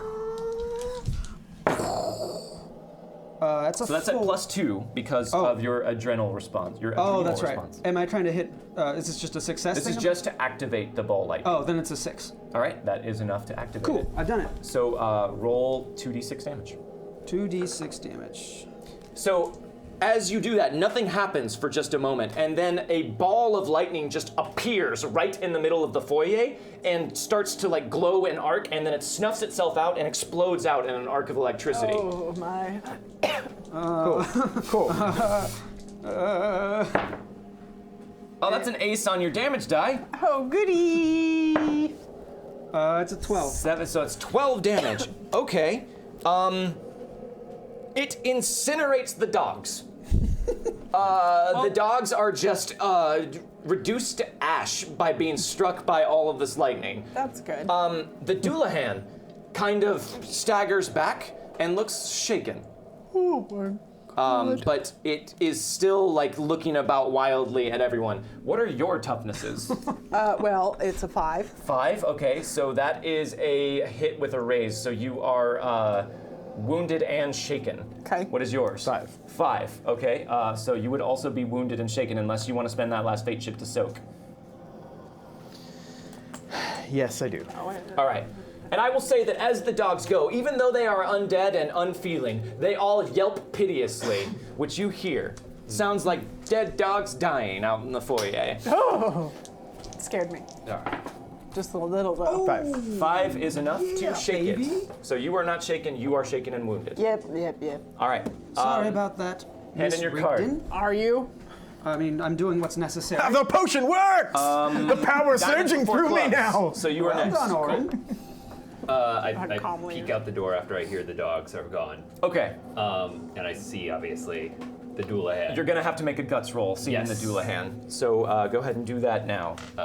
What was my guts roll? I believe you have a pretty high guts. You have Yeah, D8. D8, so D8 and D6. Okay, so that's not gonna be a success because it is -2. All right, re-rolling. Stop being mean, dice. Yeah. Ah, Oh, That's the exact man. same thing in reverse. yeah. Come on, you can re-roll it one more time. I believe in you. Yeah, why not? Reroll. That's fun to fail a guts roll. I don't have eyebrows. Oh my Oh goodness. my god. Well, You don't have any. We There's don't one have more to on the fail. table. No. There's only 10 minutes left, guys. That's true. No. All right, roll a d20. Oh my god. Send those back this way. Come on, 1. I'll use my 12. All right. You are panicked. Okay. So you are immediately shaken, Oh. and you turn and flee in the opposite direction. Okay. Oh boy. You take one look at this thing and decide, nope, not for me, and turn right back into the library and just start going like, we gotta close the doors, we gotta keep this thing out. And unfortunately, that is all you can do this turn, because you failed your guts roll on that. No problem. So please hand in your card. You got it. That's lame. All right, the dogs are dead, so they Bye, get dogs. Did it. to go. New round of combat. Good job. Good job. Good job. 8 of diamonds, You'll be fine. 6 of diamonds. You'll be fine, Miss Rigdon. Your call. No, You're a okay. tough Recommend the ace. I'm gonna take the ace. Thanks, I I'll don't know why take I said it those. like that. I'm sorry. I apologize. Queen of Hearts. The Dullahan gets a 7 of spades. All right, so first up is the ace, Steiner Rigdon. Oh my. So this lightning went off. You are feeling like your nerves are like twitching in a strange way, and Yeah. you feel the Dullahan does not appear to be as much affected by it as you would have hoped. I'm going to try to vigor, right, to get out of the No, spirit to unshake. spirit. That's the same thing. Ace. Ace. All right, so you do it. You unshake, Ace even though again, you though. double ace. Wait, I have to You're see if I keep fine. acing. Okay. All right, you're good. 16. 16 is enough to unshake. Anyway. So I want to take my my poker. Okay.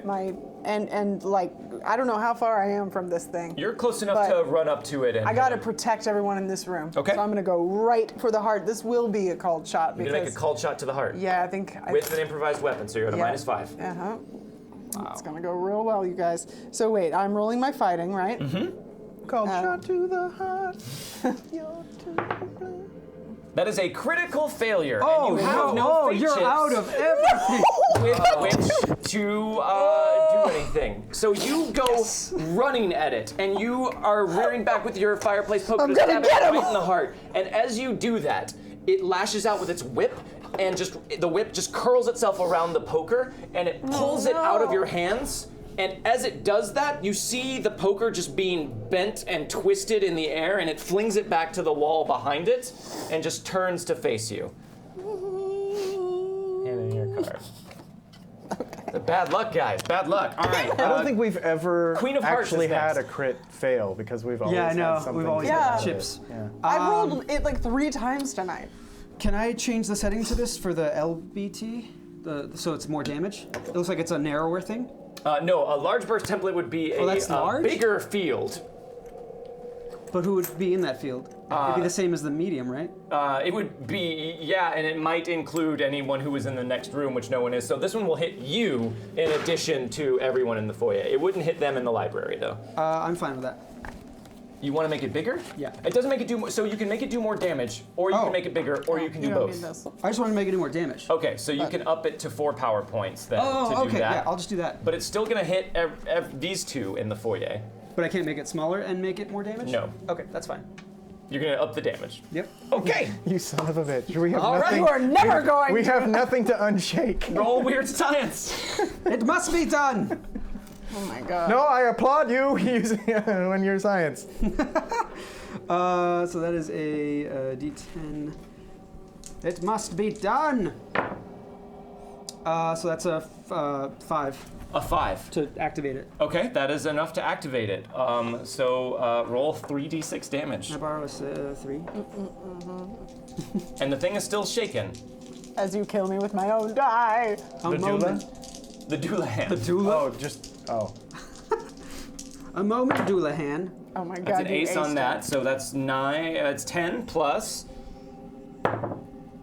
That's 13 damage. All right, so that is a success with 2 raises on you guys. Yep. So you are shaken, and you would take 2 wounds. Cool. I'm only at 3 wounds. All right, Don't so mind you are me. at 3 wounds and shaken. You are at 2 wounds and shaken. The Dullahan again seems to react a little bit to it, but it doesn't really seem to hurt it. It remains shaken. I also take this damage, right? You said I. No, because you didn't make it a large burst template. You just upped the damage of it without upping the size. Oh, okay. All right. So you're fine. close Great are- news for you. How close are these two to me? He is in the sitting room Are they still. within 5 inches?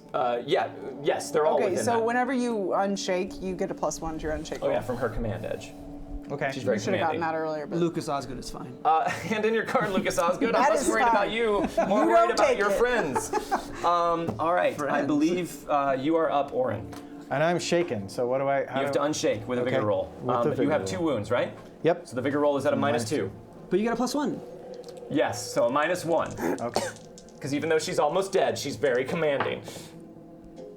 Ace! Ace, baby. That's what you need. Ace All again! right, okay, you yeah. unshake. Okay. But you get a fate chip if you keep going. No.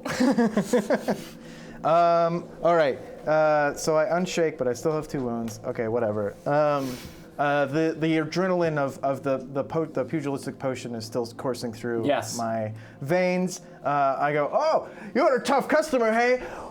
Well, I'll get tougher. And I whip out. I whip out another potion. This is my strength tonic. Oh no, not your strength tonic. And I go, I've No. never taken both of these at once. The monster is unleashed. And I just down it. So are you going to do this and then attack it? I am. So make a it'll weird be- science roll yeah, up -4. Yeah. Because you have your wound modifiers. Weird science. Don't snake eyes this. All right, that's a 0. Yep.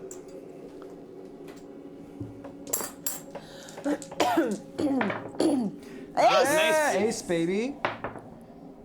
The 9. That is enough to 5. succeed. Yes. Okay. So you feel strength coursing through you, and you can all see if anyone was paying attention, which you probably aren't at this point. Your muscles actually have start to wounds. ripple and bulge and tear at your lab coat, Yeah. like some sort of monster is being unleashed from within you, and your strength die increases by 1. All right. And I just. It's like, the power surging through me. Do not look at me. I'm a monster, clearly. Clearly. And I go, now you, monster, must fight me. And I take another swing and another swing. You're gonna hit him twice? Oh no, I'm going to hit him once. Just hit him once. All right, yes. so you are hitting him at a -4 Punch with your through his fighting roll. heart. All the way. Punch his head. Well, the one he's holding. Rude. The one he's holding. Just punch him. That's That's an 8, an though. 8 minus 4. That's a 4, which is right. not going to be enough. Parry. Do better. I think his parry's 5?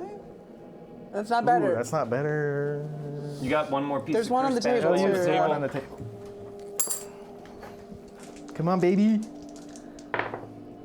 Dang it! Oh, One more, baby. You got one more. Yeah, but I could hit him actually like next turn. Do you think I'm gonna stop doing this ball lightning? even though it's not working? It's not working? Do you think I'm gonna stop? Hey, thank Razor you for Dragon, the thank you for the sub. Thank you. I'm not going to do it, and I'm not going to try and swing again. All right. And I'm just going like, clearly the combination, the beast is preventing me from doing more. You start. You're berserk actually. Oh yeah. You took a wound. Oh yeah. So you It get a adds plus two to +2. fighting. You get a +2 to damage, and you ignore wound modifiers. Plus while 2 you're to berserk. fighting, plus 2 to strength and toughness. Yes, Whoa. Holy. Everything's changed. and you ignore shit. wound modifiers. And I ignore wound modifiers. hit it. Yes. 7 so times. I will say that hit. Okay. Yes, that definitely hit. Okay. All right. Okay. So roll damage. Okay. So this is This is now strength plus Strength. 2. Strength. From your berserker state that you've entered into. Upgraded as this strength too. upgraded strength, so that's a D10 now in strength. Yeah. D10 plus 2. So that's 8. I think that's it. I think that's it. It's 8. So you run up just freaking out and screaming in anger. You're just seeing red, and you go up and just pummel it right through the stomach, and you punch through it, and you see just this wet fluid just go streaking out of the back of it. And the head just kind of like turns in the arm and looks over at you, and it just starts clacking its teeth together, and the Dullahan just turns with your arm inside of it so that it can get a better range on just pulling this scythe out of the back of its shoulder blades. Cool. Does not appear to hurt it. Great. Hand in your card. Well, it's a good thing it doesn't go next. It does go next. And it is going to pull out this scythe, and it's going to make a fighting roll against you, Orin. Okay. Good luck. I'm gonna spend a piece of cursed Spanish gold. He doesn't have that many guys. We're on. All right, so I had rolled a 6. That was my highest. I'm gonna add a d6 to that. Oh, you aced it. A 9. So that's a 50. That's gonna clear your parry with a raise. So I need you to make a spirit roll for me. And this one I am gonna have you make it a -2.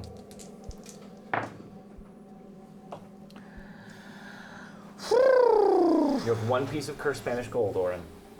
No more. The exact same roll. All right, guys. So it pulls this scythe out of its back with Orin having his hand trapped inside of it, and it flips it out and spins it in the air and just slices right through him. Now the scythe doesn't actually damage him. You see no cut be made, it just passes right through him, but as it does, you see some sort of silvery thing fly out of Orin, and he just goes slack right there in the hallway and falls to the ground with his arm still lodged inside of the Dullahan's midsection. Orin is dead. Oh my god. Oh Thanks. my god. Wow. Mostly I was killed by Ball lightning. by ball lightning. Mostly killed by your own team. You are in the back room here. Yes. And you are shaken. Yes. So you have a chance to unshake. You Don't can spend worry, a fate Orin. chip to unshake I got this. automatically, or you Ball can make a lightning. spirit roll. Overconfident. Let's. What's my spirit roll? What do I gotta be? So you just have to roll a 4 with your spirit. So you can always make a spirit roll first and then see how it goes. Okay, great. Let's try that. So D8 and your wild die as well. Alright. It's The person with the most wounds currently is Dino Rick. You don't count That's dead. an ace. All right, so you definitely unshake. So you managed to get your senses, your wits back to you. Yeah, I'm going invisible. Okay. All right. So you're going to spend the points to go invisible, which is Yes. 5 power points. So that's half of your reserve. That is correct. And then you're going to make a spell casting roll. All right. So that is, I believe, a D10 plus your wild die. And you just need a 4.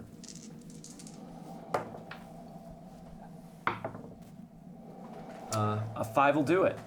Great. So this deck of cards just springs to your hand, and as you stare at it, the cards wink out one by one, and after they're all gone, you wink out as well. There is only a vague shimmering outline where once there was Marcone Braddock. Is that all you want to do this turn? Can I step out into the foyer? You absolutely can.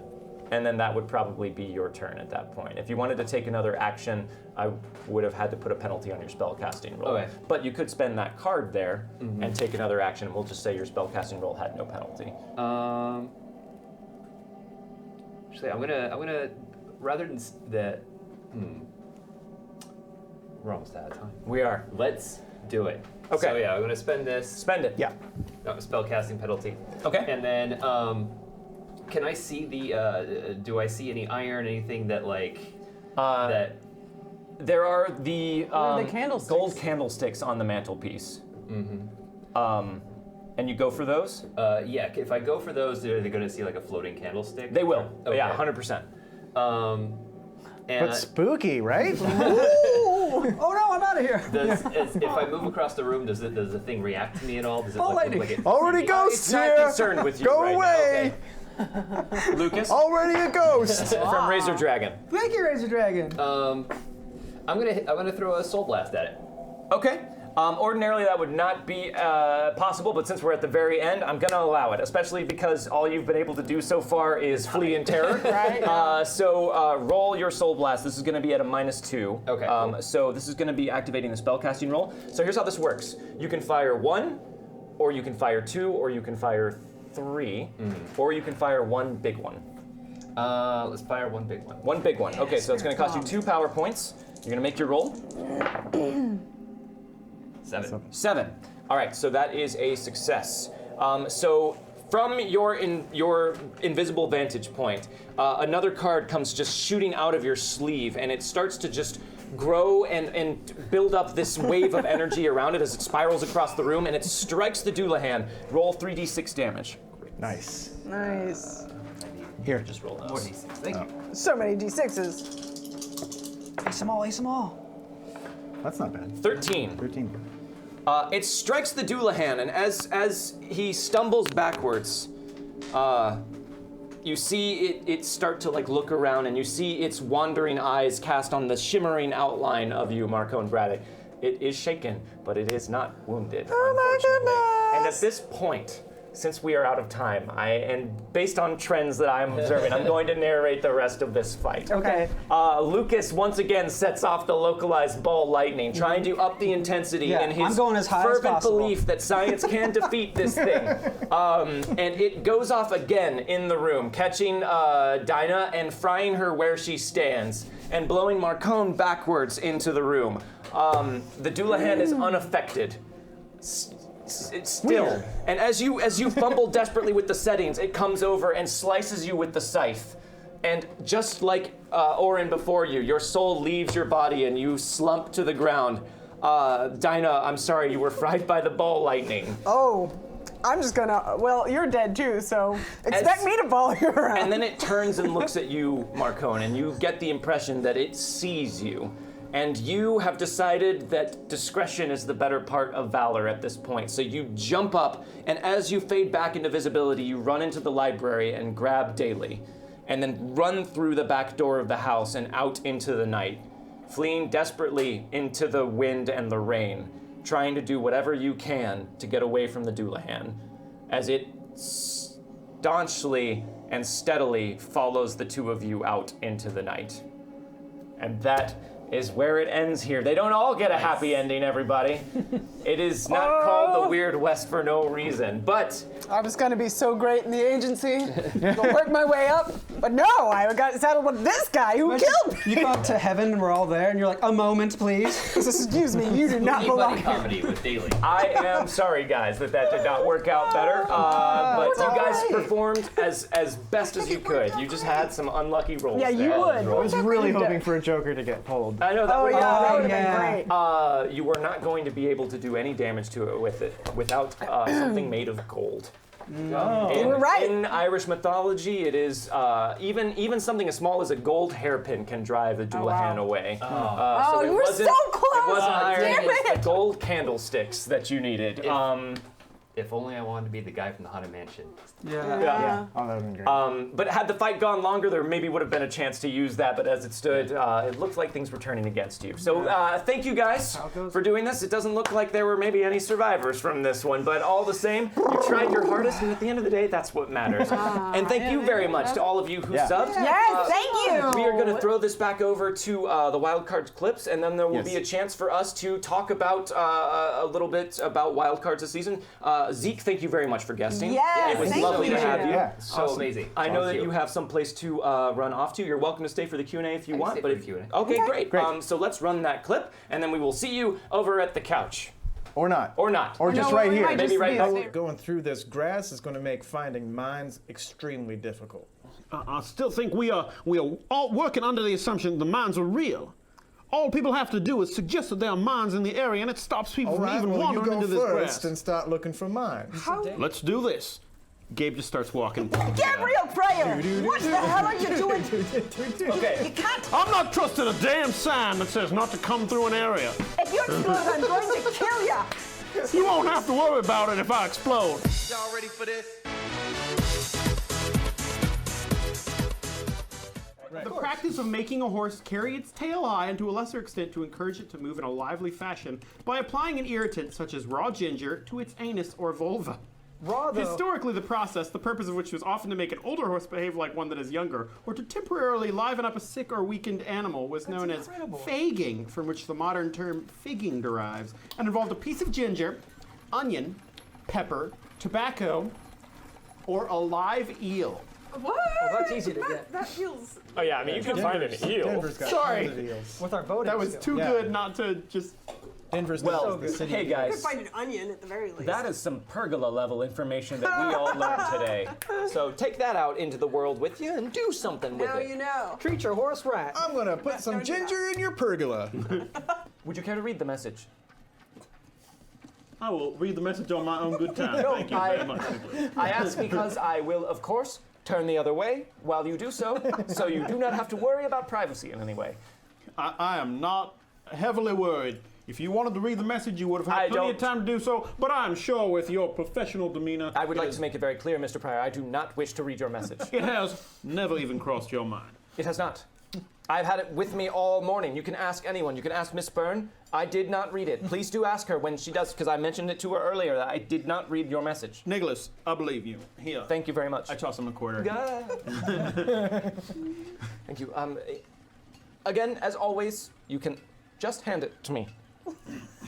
Thank you. Now where's the fun in that? So here's what happens. Okay. This thing starts leaping through the grass, and it comes jumping up at your face. Cool. And you are totally caught off guard by this, and it seems to have these two long hooked appendages on the front of it, and it latches onto your chin. And what it does is it pulls your lips down and crawls inside of your mouth. Oh my God! And you can feel it. You can feel it crawling down your throat. Control C, And you feel this thing just making its way down your throat, and everything in you is trying to vomit it out, but it's pushing its way down your throat and into your insides. Why did I let this So happen? this one is inside of you, Hal Melton. Did we save before we went in here? Do you tell us she Yeah. conned you? Yes. James, why didn't you find us sooner? James. We could have seen right through her. Well, I tried. Next time someone comes to you and starts asking for money of any sort, you say, "Oh, maybe the people who are always trying to get money from strangers would know if this is a real I person or tried, not. but someone was not in their room. Well, we can't all spend all our time in our rooms, can we? You know where we spend our time. At least I've told you. You know where to find me. Hal, do you carefully start studying your surroundings at this point? Was that a tree? How did a stone cold gunslinger get conned by a 10-year-old girl? I wish I had been there for all of this. Please. James is a classic Mark. He's the sort of man who's just a little too trustful of everything and is too embarrassed to admit that he doesn't understand what's going on. It's quite true. You're a good one yourself, Howell, but...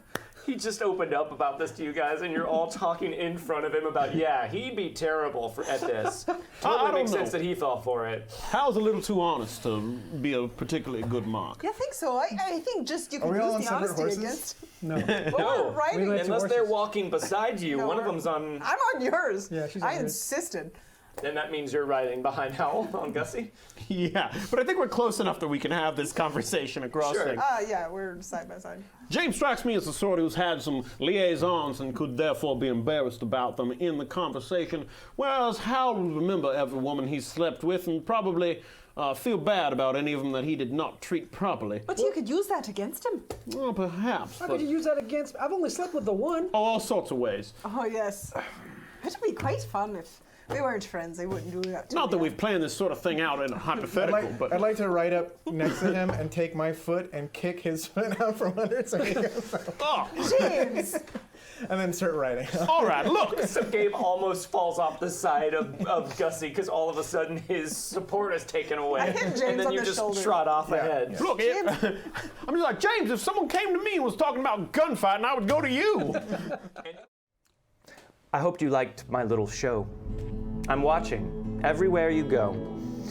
But I worry that you might be jaded. It seems your fear of me has faded. So maybe I should come on down. Denver's just another town to be pulled deep beneath the ground. So one by one, I'll set you up. And one by one, I'll knock you down.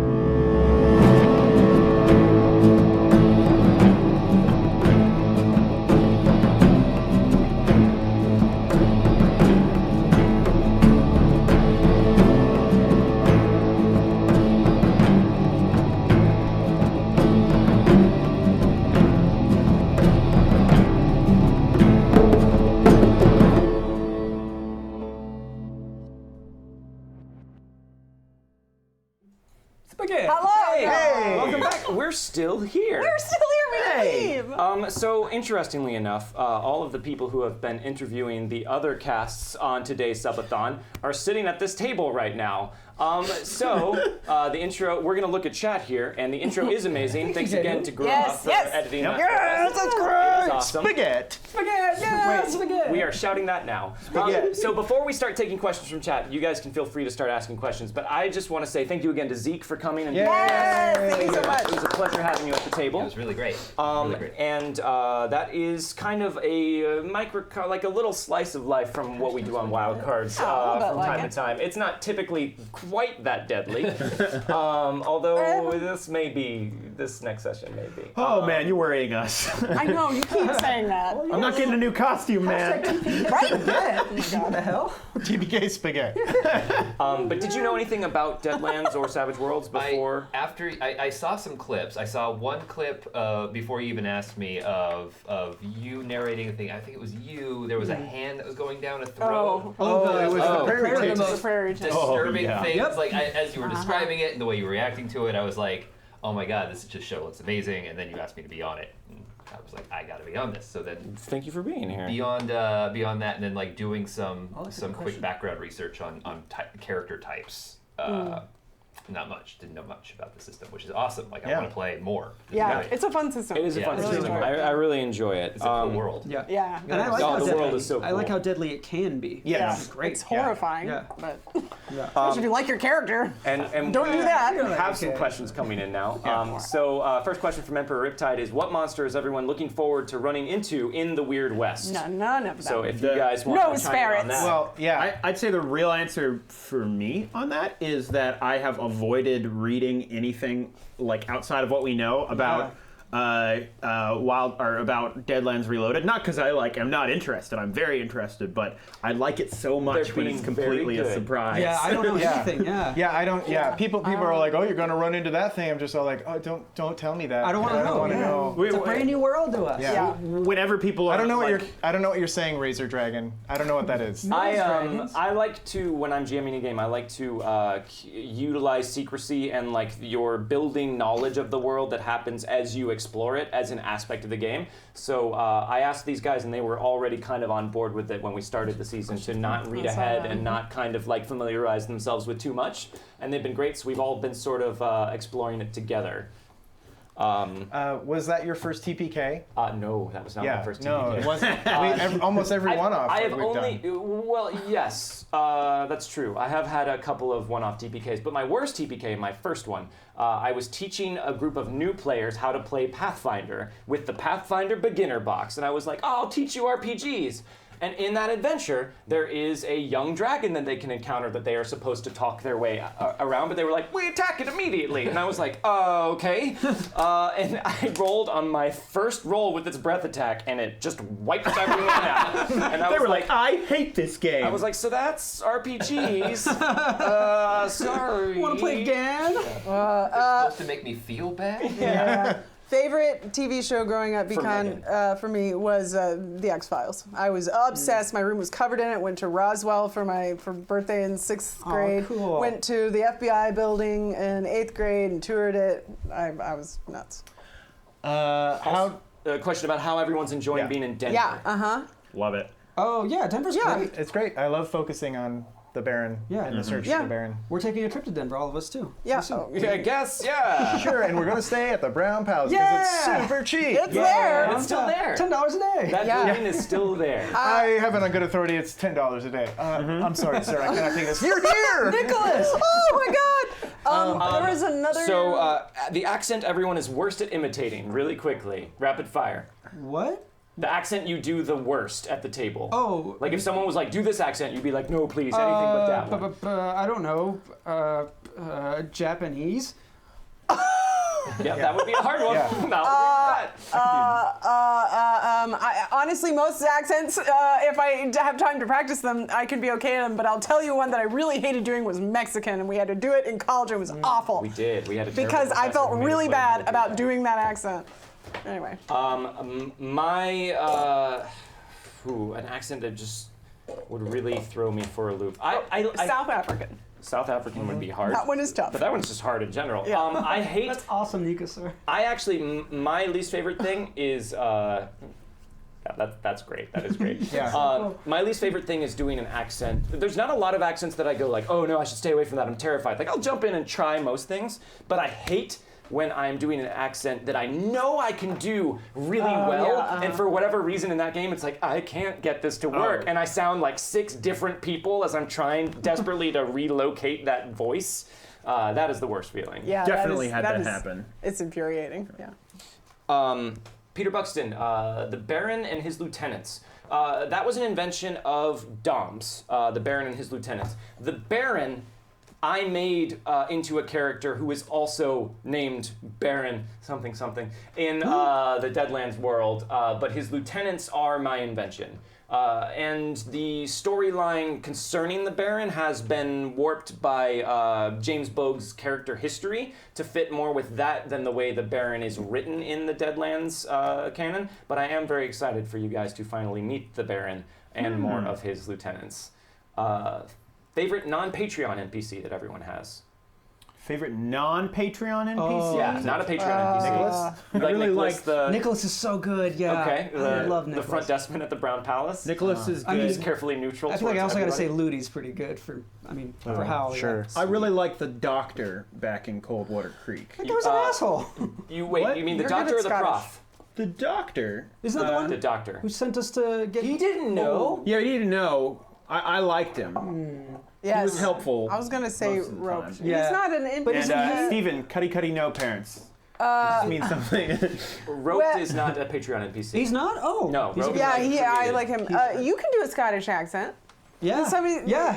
Dom's I great at it. actually He's good at it. Scottish is the one I Let's go can't do. fast. That was going Scottish to be is my hard. answer. I can't do Scottish. And- I can't and- do anything that involves rolling R's. Oh, neither can he. It's a Jordan Yeah, thing. I can't guess. roll can't R's. roll R's. Also, Jordan. Scottish and Irish are very, very, very different. I used to think they were, but they're incredibly different. Just watch out. I can do Irish really well. Yeah, Irish. do Scottish. I enjoy Irish, but yeah, Scottish is hard. It's fun So though. big. I saw a question about other Savage Worlds settings that we would enjoy Yeah. playing in. Do you know anything about Savage Worlds, Zeke? Have you ever played before tonight? I have not played any Savage World settings. Okay. Tonight. Do you know anything about any Savage Worlds I know settings? nothing about Savage Damn, Worlds. I was really hoping to engage you in a question. Oh, it's here. fun.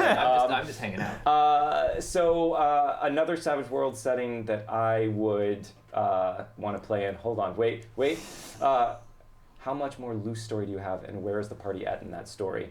So I had a tight story, I thought, for season 1 of Wildcards that ended up becoming a loosely tight story for 2 seasons of Wildcards. That was as far as I had planned ahead. I am now kind of reacting more to the things that they are doing and wanting to do than I am planning. I still have certain milestones I'm trying to hit. Obviously, Dom is trying to find the Baron. Megan's character is on the run from the Blackwood Society. Hal has a whole new passel of complications coming up. And What the what? Jordan's character is kind of going through a character arc. The fun thing is all of these guys are so great at coming up with their own internally generated character storylines that most of the time I get to sit back and watch them roleplay at the table and just listen to what they say and just let me come up with new things to send them on. These guys are so great at playing their characters, it's almost too easy. So that's where I am right now. I would say we're maybe about halfway through the story at this point. How long does it take to get dressed for the show? Well, it definitely takes me the yeah, it longest. takes her Megan the the longest. longest. Yeah. It takes me forever to set up all of my Yeah. crap. Yeah. Well, I've got this dressing- box of wigs. The and set like, dressing takes a while too. Yes. Like Yeah. putting up all that stuff. It's not too bad, but we've gotten into like we a have a- groove. yeah. So the set dressing's okay, but yeah, I usually start. I start getting ready pretty early, and then we get here early, and then we do this, then we do that. It takes it's the a rest of whole us, day like, event. 5 minutes, not even. Yeah. I backed Freedom Squadron with the intent to make a Overwatch version of that. So yeah, I'm super excited about that. Other Savage World settings, I love horror-based settings. Yeah, me too. It's where I have the most fun, I think. So ETU, East Texas University, sounds like a lot of fun to me, even though it's like a modern-day Deadlands, but basically they're all college students at the worst, most haunted college in Texas, and it just sounds like a lot of fun. And then Monster Hunters Club, which is one we did a one-shot of that's basically was a Kids in cool. Peril RPG. They're Monster Hunters Club, there it is. Their arcane backgrounds are so cool. It's all the things from 80s movies. Like, instead of like spell casting, you just believe an item is magic so hard that it takes on talismanic properties. It's just a really cool looking setting. I'm very excited to actually get it once the Kickstarter concludes. I want to do Noir so bad. Noir is Deadlands really Noir, cool. I really want Deadlands to do it. Noir I've got is the great. companion, and Dom has lent me the Deadlands Noir book, so I'm looking through it. But I started, and it was still kind of spoiling a few things for Deadlands. So I was like, I'll stop. Yeah, Rippers looks great, and I'm glad to hear ETU is great. There was a question about the crossovers.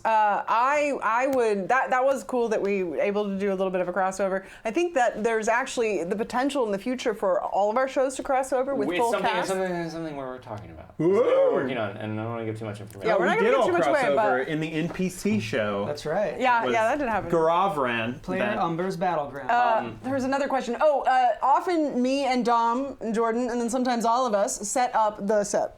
Oh yeah. Yes. We are the ones. I'm talking to you. We are over able to here. You're get right. here earlier. These guys have jobby jobs. Yeah. And Yeah. so it takes them a Our little bit jobs to are get all over the place. Also, I can't say this for sure, but I don't think we're all gonna get new costumes for season 4. Oh, We might God. make small adjustments. We're all gonna live. Like I changed a shirt, Probably. and that I They're don't definitely know. all gonna live. If you guys died, and you had to come up with a new character, would you restructure your costume? Well, Yeah. absolutely. I'd hate to, because I'm like, God damn it. It'd be upsetting. Yeah, I spent a lot of money on this costume. The hat alone. I shouldn't have bought this hat. We both have like real Stetsons. Yeah. If I got to play Deadlands, what character would I make? I would make a huckster. I would 100% make a huckster. I have always been drawn to the con man, the talker. A character like Marcone, who I built for Zeke, would be very similar to a character that I would like to play. It's a lot of fun. That is. I mean, if I was playing against type, I would probably try something else. But that is my wheelhouse. I love bards. I love con men. I love hucksters. So that's what I would play. There was a question about Gabe and something about story. If someone saw I read that. Okay. They were just asking like what I'm thinking about for like Gabe's character arc, and I would say it's actually developing very like I don't really have a plan. It's developing pretty organically right now, and I think that the internal conflict of like someone who's obviously been a con man and now has more of a holy thing going on is kind of driving itself. We do have some plans about like sort of where we think things could go. You guys have talked about where it would be fun to take things, but every episode that kind of stresses those character dynamics in ways you didn't anticipate. But because, again, they're so good at this role-playing stuff, anytime I see an opportunity for something to sort of pull harder or drive a wedge deeper, they take it and they dive into it, and that's what's so much fun. So things that we talk about, like, maybe this will be something that's a point of contention for a couple episodes, ends up being like, I don't know if this relationship is gonna last. Which is fun to watch. I mean, I think it's pretty important just in general to know that like even though like sometimes we discuss and plan stuff, like we don't like nothing has happened until it's happened. Yeah. We don't script anything really. We talk about potentials sometimes. Yeah, we do spend a lot of time talking there about was a potential. question for Zeke, and then we're going to draw things to a close here. So the question was, I believe, from Innocent Browncoat. Zeke, would you be interested in coming back and playing at the Wildcards table again sometime? In a heartbeat, absolutely. Well, that's great, because that's great. I would love That'd to be have you back, and maybe in a game where you don't get murdered and We hunted. saw him run off. Yeah, that's Maybe true. just tripped up daily. He's like, listen, we had our fun. It was there for daily. Yeah. The Dullahan, and this is another fun thing about Deadlands, real quick before we stop. The Dullahan is a real Irish myth. It is not a creature in the Deadlands mythology, but because the Deadlands mythology is all about people's fears manifesting into things, I kind of mixed that with another Savage Worlds creature that already existed and changed the way it worked and turned it around and created a new thing really quickly and easily, and that's one of the things I love so much about Savage Worlds. It just reminded me of Darby O'Gill and the Little People, the very end of the movie. I almost was going to do Banshees, because Darby O'Gill and the Little People scared the hell out of me as a kid. Yeah, that last scene, Whew. And the carriage, and the carriage. That's what I was thinking when. Yeah. Exactly, yeah. And often in myth, a Banshee will ride with the Dullahan on his carriage when he comes to collect things. But Banshees are in Deadlands, and they are save or die. So I was like, man, I'll give him a shot. Well, we're ride or die. Am I right, you guys? I saw that there are more questions. Post those in our Discord, and we are all active in Discord. We will answer them. Yeah. Exclamation point Discord. We'll take you to the link. Hashtag Zeke lives, hashtag Zeke survives. Vote on it. Well, I guess we'll see. But yes, there should be a link up in Discord soon, so you can join in there and ask us questions there. We love talking about our characters. Deepwater Deep. We are Deepwater Deep. about to transition in our last activity for our marathon, so we can let Zeke go. Thank you very much. Thank you very much. Thank you. And next time I'll try and keep you alive. He's not dead. And then we do have a winner for the drawing for this one. So you will be receiving a PDF of the Savage Worlds core rulebook.